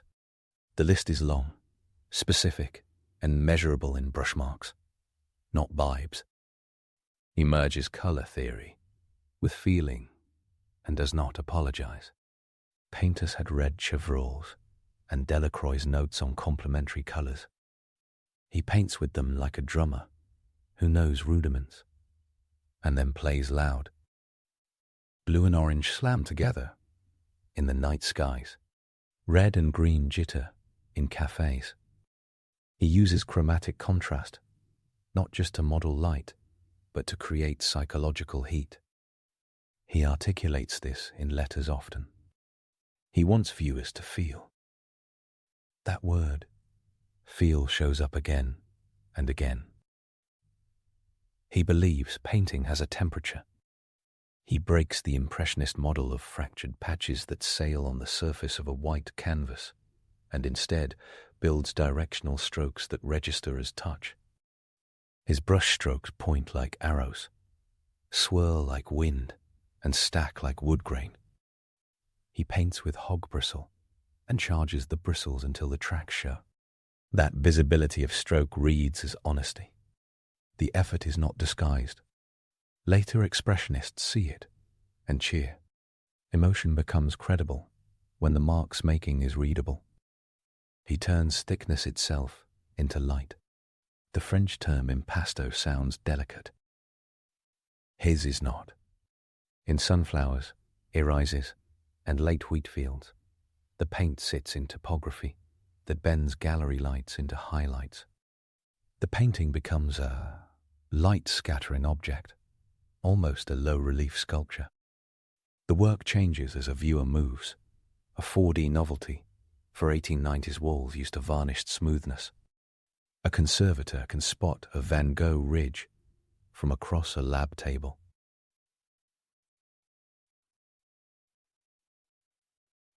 He embraces line as both boundary and design element, while insisting on color's primacy. In the bedroom, in portraits, in cypress trees, outlines are present, but they are not coloring book fences. They are expressive devices that compress energy into shapes, like musical phrasing lines. That synthesis of outline and painterly color becomes a template for Matisse, Derain, and the German expressionists who want to pin emotion to form without dissolving everything into Monet's atmospheric bath. He absorbs Japanese compositional tactics and proves that European painting can be modern without copying Parisian fashion exclusively. Cropping, asymmetry, no shadow lighting, patterns as fields rather than props. He turns a diagonally cropped bridge from Hiroshige into a way to paint orchards that feel Japanese and Provençal simultaneously. Later, modernism munches on this for breakfast. He practices serial painting before it becomes a buzzword. Sunflowers, olive trees, cypresses, thatched cottages, portraits of postmen, variations of his own bedroom, night cafes. He controls variables. Like a scientist, this series logic gives painters, such as Monet and Matisse, a model for deep dives. It also teaches viewers how to read difference inside repetition. He elevates the self-portrait from mere likeness to a diary of experiment. About 35 to 36 self-portraits across 1886-1889 let him test bright green backgrounds versus dusty rose, open-mouthed shadows versus tight-lipped plane changes. He shifts beard tones, jacket hues, and background strokes like a musician modulates keys. The face is the constant. The color world evolves.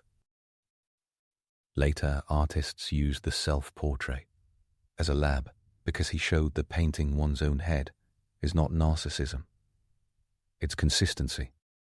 He legitimizes cheap materials as a path to brilliance. He sometimes paints on coarse jute when he's low on cash, and the rough texture drinks oil and chews brushes. He buys commercially premixed paints in tubes, like a modern. The very newness of some pigments bites him later. Some red lakes fade. Chrome yellow darkens in certain conditions. Conservators at the Van Gogh Museum and other institutions have documented shifts. The bedrooms lilac into blue, night cafes' walls losing their original blood-red fire. He did not plan for perpetual fidelity. He planned for saturation now. That present tense intensity becomes a philosophical position. Art isn't a photograph. It's a burst. He writes about art like a creator, not a theorist, and his letters become a how-to manual decades after the fact. He argues for peasant shoes as worthy subjects and for the ethics of looking directly. He praises Millet as a poet of field workers and copies Millet's black and white prints into color to teach himself mute heroism. He outlines what he wants, sunflowers to say on a wall. He explains how he pairs colors in the bedroom to induce rest. Those pages form a unique record. The artist's process log turns into a modern text. Painters read him like a friend who tells the truth about how long a painting takes to dry in a drafty studio. He pairs intensity with structure. For all the wild hair, and flinging legends, his compositions are anchored by geometry. He uses diagonals to lead eye travel and spends serious time getting the weight of a portrait's forehead versus background tilt correct. A reed pen drawing from Arles shows how he organizes rows of fields as alternating bands. He knows the trick where a slanted road, under a sky full of movement, feels like breath. He writes about perspective as a simple thing that's hard, and then he makes it walk on screen. He even carries a perspective frame to lock scenes into place. Chaos sits on order's lap. He lives colour like a physiologist. Walk into the National Gallery, London's sunflowers, and feel how the yellows are not one hue.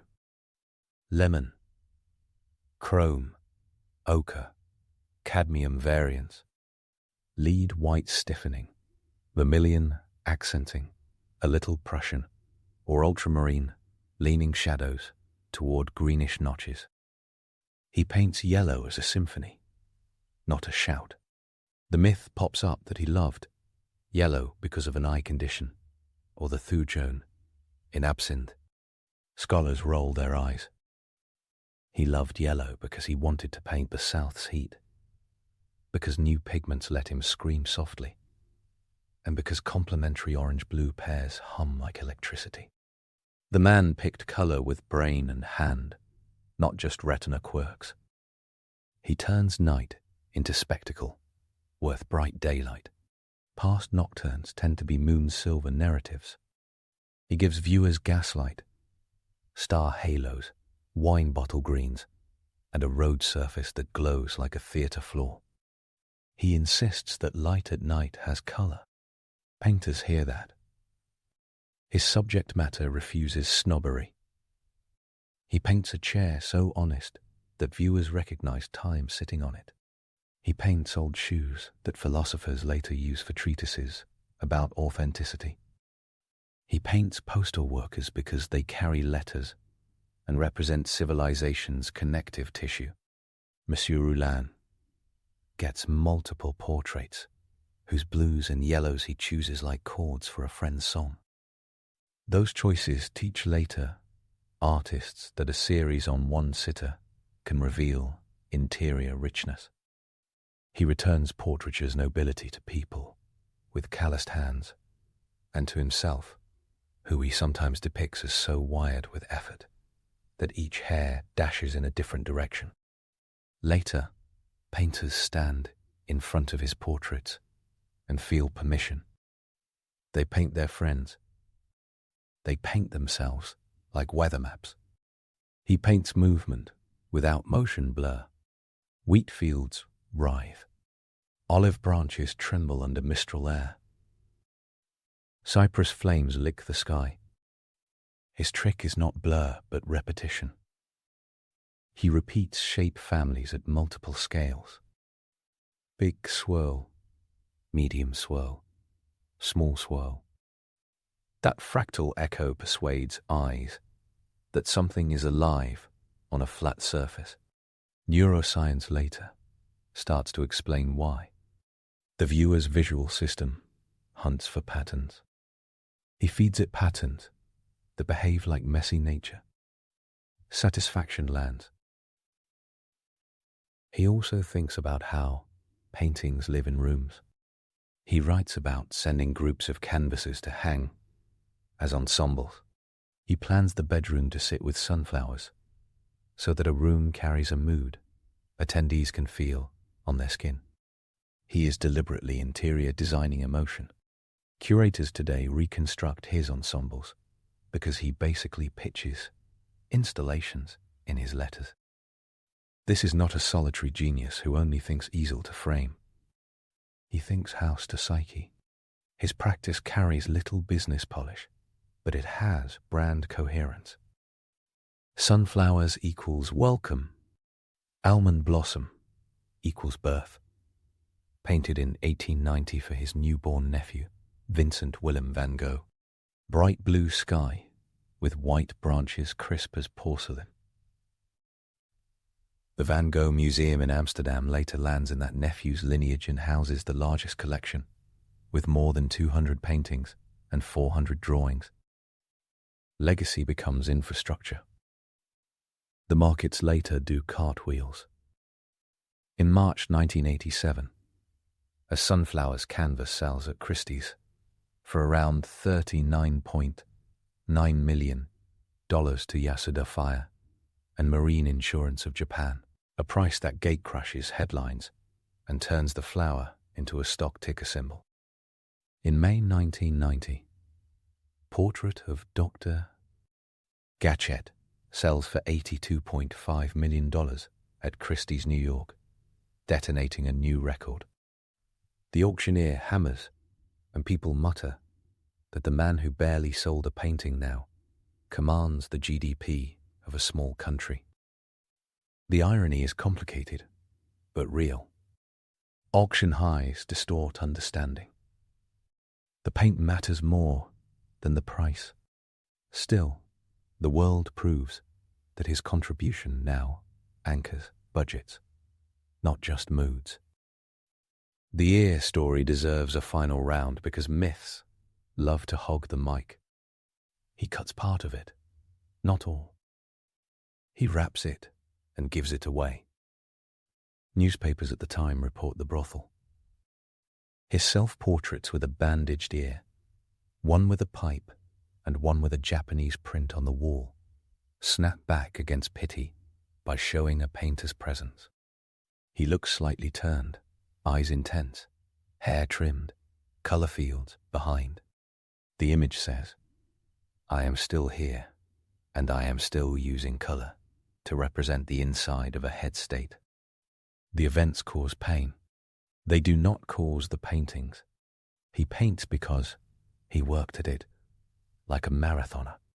The claim that he ate paint, particularly yellow paint, because he believed it would make him happy, reads as delicious 21st century internet psychology and gets shared like a cat video.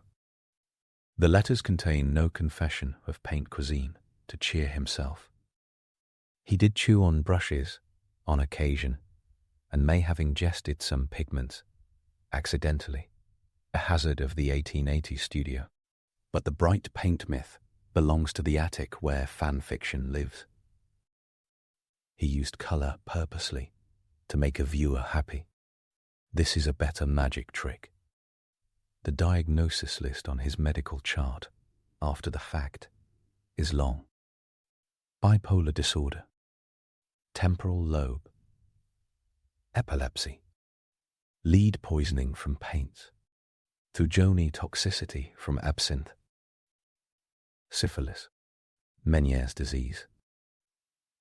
Some theories are more plausible than others. The point, historically, is that he cycles through illness, with episodes described in hospital letters and witness statements. Between episodes, he writes lucidly about art making. The art is not a byproduct of illness. It is a body built around it, like a boxer who learns to fight around a shoulder. Materials and technique, the nerdy side that ends up on museum placards, show how he turns chemistry into psychology. He uses different greens strategically. Viridian gives a cool, transparent emerald lake effect used in shadows. Chrome green is opaque and punchy, better for leaves catching sun. He knows cobalt blue is stable and clean. Prussian blue is deep but can shift. Ultramarine sings in violets but can grey in mixtures. He prints letter sketches of compositions for Theo, sometimes with colour notes, then revises on the canvas. He scratches with the end of the brush handle into wet paint to create light hair and grass highlights, a sgraffito move, going back to Rembrandt and forward to 20-something painters on TikTok who think they invented it. Canvas choices tell stories. He stretches on the cheap sometimes, and the weave reads through paint like a fingerprint. Arless paintings occasionally show a coarse weave that sucks oil, leading to matte patches next to glossy ridges. He varnishes rarely, preferring a raw, open paint surface where the brush hair marks remain. This decision means the work catches dust and enjoys a different sheen. Later conservators wrestle with whether to varnish to protect or to leave as intended. His paint holds its own in galleries, precisely because it isn't wintered under syrup. He uses one etching, a portrait of Dr.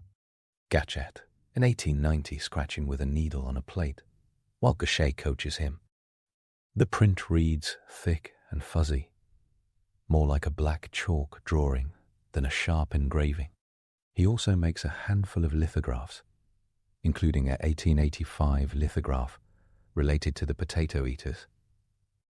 He tries printmaking, not to build a career in multiples, but to test image transfer. His instincts stay with the canvas and board. He thinks with models who aren't aristocrats. Cian Hernick, a sex worker in The Hague, with whom he lives in 1882-83, appears in drawings where her posture says survival. He treats her not as an academic nude, but as a person with a body that works and fails. He draws weavers, peasants, people fishing. The word dignity gets overused, but here it fits. He insists that a woman who irons is paint-worthy. When later movements toss the working class back off the walls, his pictures stick like reminders. He participates in community. In Mil Wit sent Catravang Hid and Mil Wit sent Catravang Dix, he exhibits at the Société des Artistes Indépendants. He shows with Les, Textex in Brussels, in 1890. Critics notice. He is not a hermit in a shed. Toulouse-Lautrec praises him. Signac rose up to see him in Saint Remy. Bernard argues with him.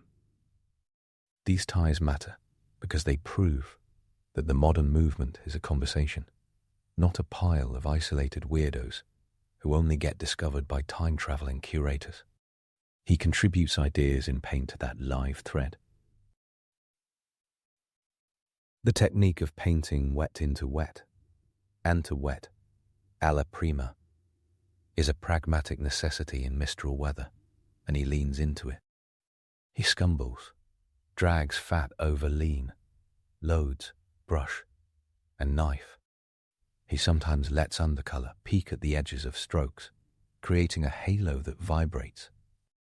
This halo effect amplifies contrast without additional pigment. He writes to Theo about painting in one rush to keep the unity of effect. He believes a picture should look like it was born in one breath, even if it required 2 days of labor. Painters feel that directive inside their ribs. He copies other artists to learn and to argue with them in paint. Delacroix, Millet, Rembrandt.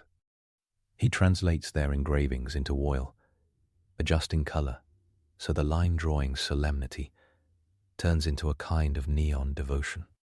He treats copying not as stealing, but as paying respect and upgrading. The Millet transcriptions from 1889-90 are sincere and audacious. He dares to say that the old masters can live in modern tones. This reanimates art history rather than locking it in museums. He proves that landscapes can do inner life. Before, landscapes often did politics or property. He sets a row of cypresses like a family of exclamation points. He puts a road into a wheat field and lets it not quite finish. A feeling rather than a metric. Critics sense it. Aurier's 1890 article uses words like symbol and synthesis to account for why these fields feel like odes. Claude Monet, the godfather of Impressionism, goes to the 1901 show and is moved. The baton passes. 100 years later, film directors and poets borrow his skies to name moods without dialogue. He pushes portrait painting into color-field territory. Look at portrait of the postman Joseph Roulin from 1888. The beard looks like a green orchard at dusk. The background is a wallpaper of stylized flowers, not a scene where Roulin sits. The man floats, and the pattern holds him like a melody. Later, Matisse fills backgrounds with pattern, and Klimt covers dresses with geometry. And no one gets hauled into style court because Van Gogh normalized this. He invents the highly memeable art of the expressive chair.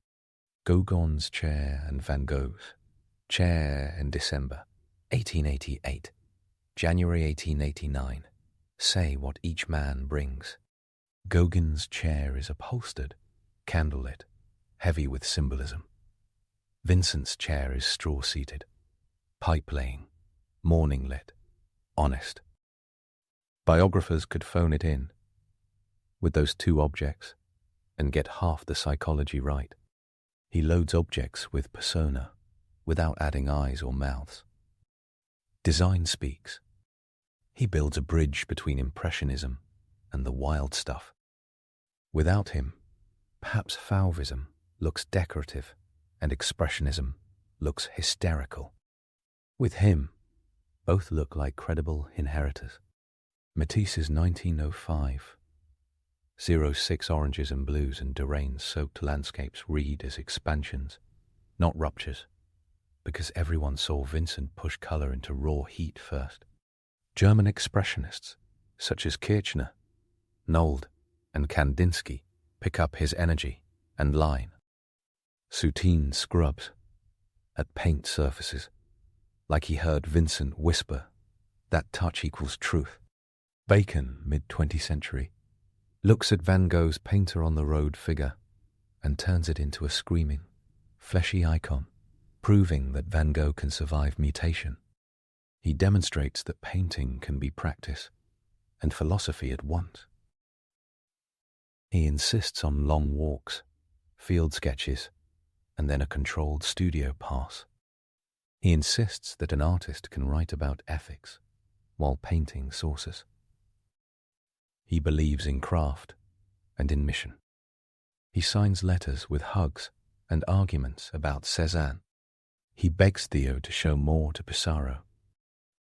He worries if patrons will ever understand. He paints anyway. The conservation side of museums becomes a Van Gogh detective genre of its own. The Van Gogh Museum's technical bulletins explain why some violets die and some yellows brown. Microfade testing and pigment chromatography identify Cochineal Lake as a villain in fading purples. Night Cafe's red bleeds away, changing the chemical balance of horror he originally engineered. Photographs, early descriptions, and letters triangulate the original tones. Curators hang pictures in lower light to slow damage. The public thinks museums are being precious about lighting.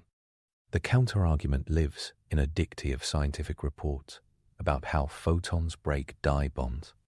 Vincent would have hated the bureaucracy and loved the attention to color. He loved color like a gardener loves July. He dies, but he doesn't go away.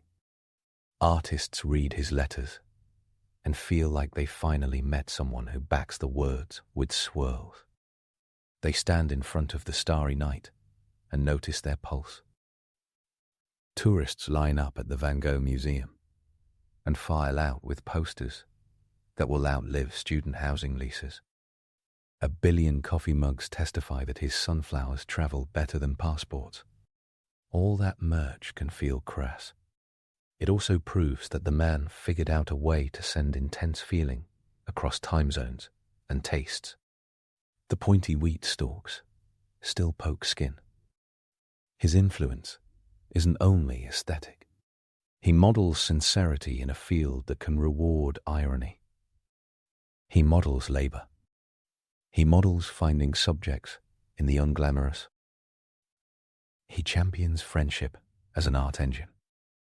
The letters to Theo are a decade-long collaboration that built a career posthumously and built courage in contemporaries. To read Theo's calm in the face of Vincent storms is to learn how art scenes survive. He is not a saint, and he did not function gently in all relationships. He hurt people and terrified landlords. He irritated Arles to the point of petition. He demanded and despaired. He drank too much, then pledged moderation and broke the pledge.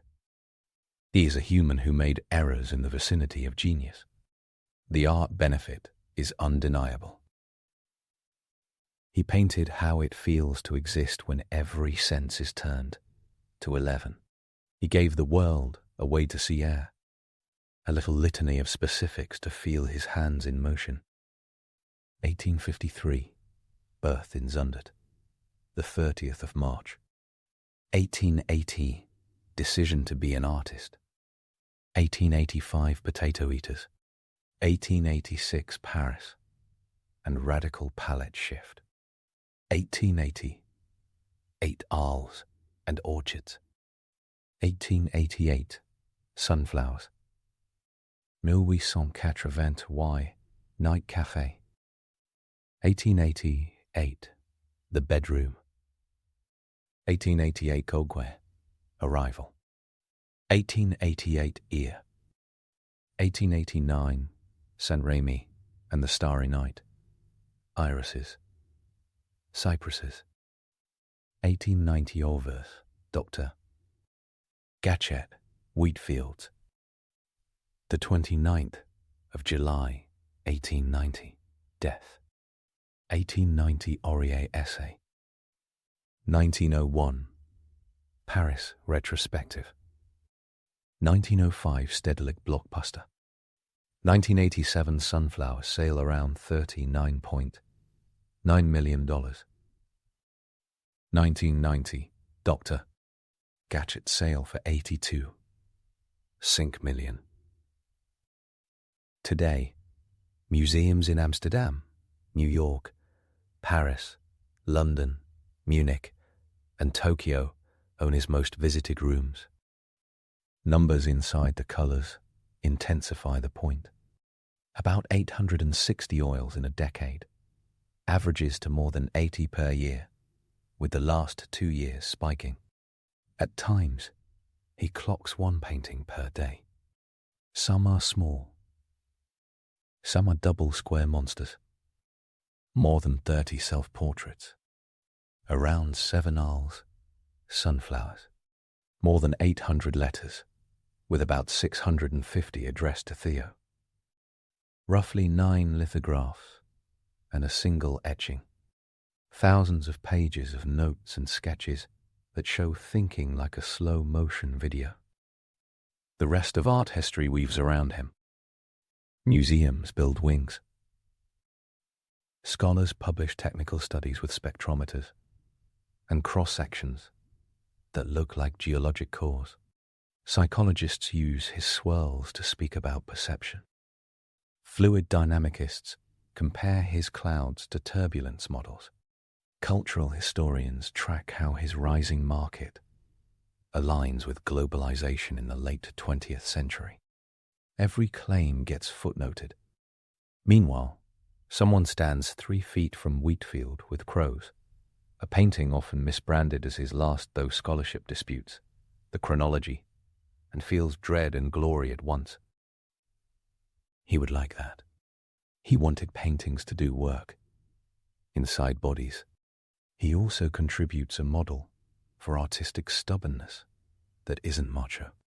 He adjusts to conditions rather than posing as invulnerable. Mistral blasting. Paint thicker. Mind spinning.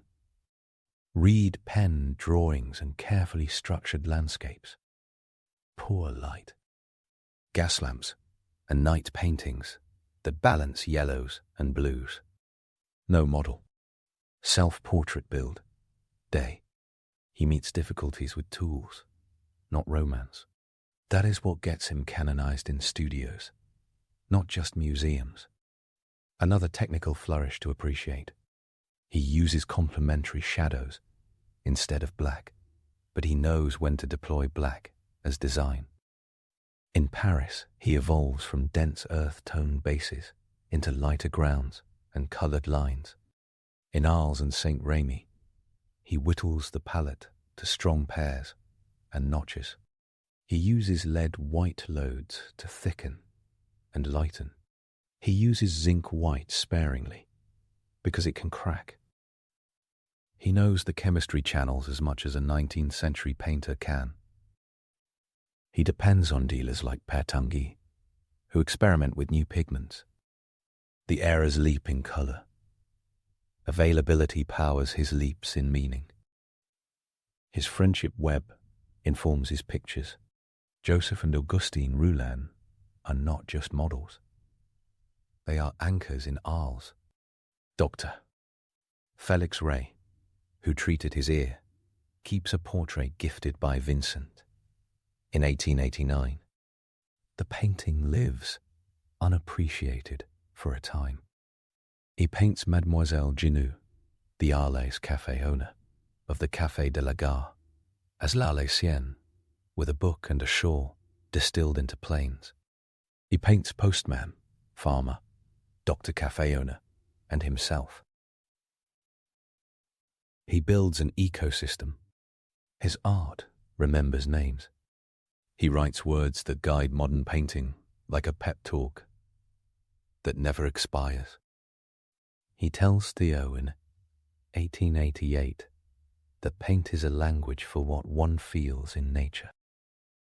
He talks about exaggeration as accuracy when conveying emotion.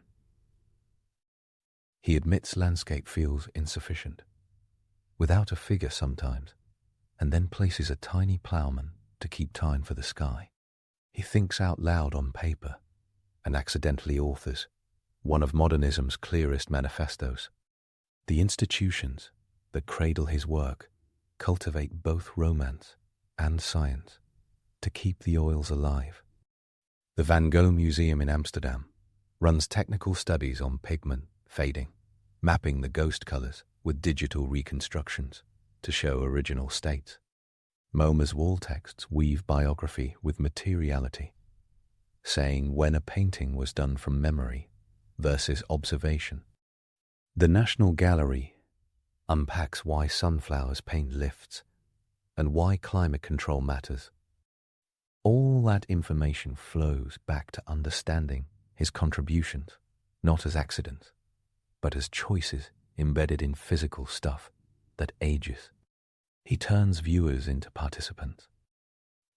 Stand in front of the bedroom and eyeballs simulate the tilt. The brain straightens lines that shouldn't meet, but do. Sit with Café Terrace at night, and peripheral vision invents flicker. Stare at Starry Night, and the visual cortex hums, because he salted the scene with scale repeat. He teaches neuroscience how to talk about art, and teaches viewers that feeling is a measurable reaction, not a sin. He redefines failure. He receives rejections, ridicule, and indifference. He paints anyway, and amends his approach based on his own taste, rather than the day's review. He misfires, and then paints the same subject again, not to beg forgiveness, but to build a better sentence. He hits and moves on. This rolling momentum becomes an ethic. Young artists copy this rhythm now. They paint again, but not the same. He lifts painting out of salons and into lives. The idea that painting's job is to enchant rooms stays alive because a Dutchman in a yellow house believed he could make 4 walls radiate Provence on a wet Tuesday in Brussels. People hang cheap posters of almond blossom in nurseries and swear it helps sleep. People stand in front of sunflowers and feel warmer. People tattoo cypresses as memorials. The paintings succeed and escape frames. The camera arrives and allegedly kills painting in the late 19th century. He treats the camera like a roommate. It can have accuracy. He will take intensity. The camera makes shadows perfect. He will make shadows green. The camera records the moon as blown out white. He will give it a halo as big as loneliness. He chooses not to compete on camera's turf. He builds a different sport. He leaves behind a map of how to believe in craftsmanship while torching etiquette. He is careful about perspective lines and casual about brush hair show. He is precise about color pairs and prickly about myth. He is loving about Theo and suspicious of dealers. He is tender about peasants and blunt about death.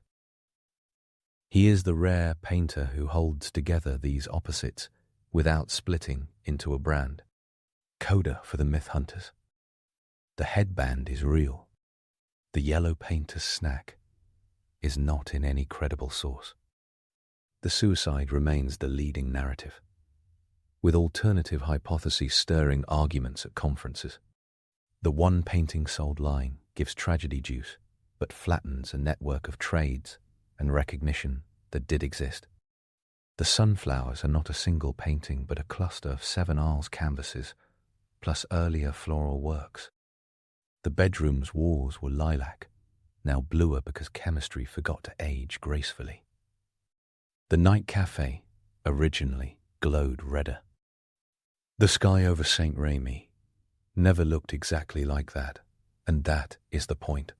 The stars on his canvas behave more like the inner weather of a person who writes very long letters and listens to wind in olive trees than like an astronomer's plate. People stand in front of it and feel their own interior weather moving, then buy a magnet and a catalogue and go home to write to a friend. That chain reaction is the actual masterpiece. A final snapshot, an easel in a field, a palette pocked with wells of chrome yellow, cobalt, viridian, vermilion, a rag stained like a sunset, handled too roughly, a canvas aligned double square to catch a road-splitting wheat, a man in a hat, small, against hedges, brush meets paint, paint meets air, air remembers. And a century and a third later, a teenager in a museum stares at the paint and sees a nerve. That is the contribution, written in oil, in dates, in place names, in sensible letters and high-voltage yellows. Vincent van Gogh taught painting to feel risky and honest at the same time, and then he left more than 2,000 reminders, in case anyone forgot.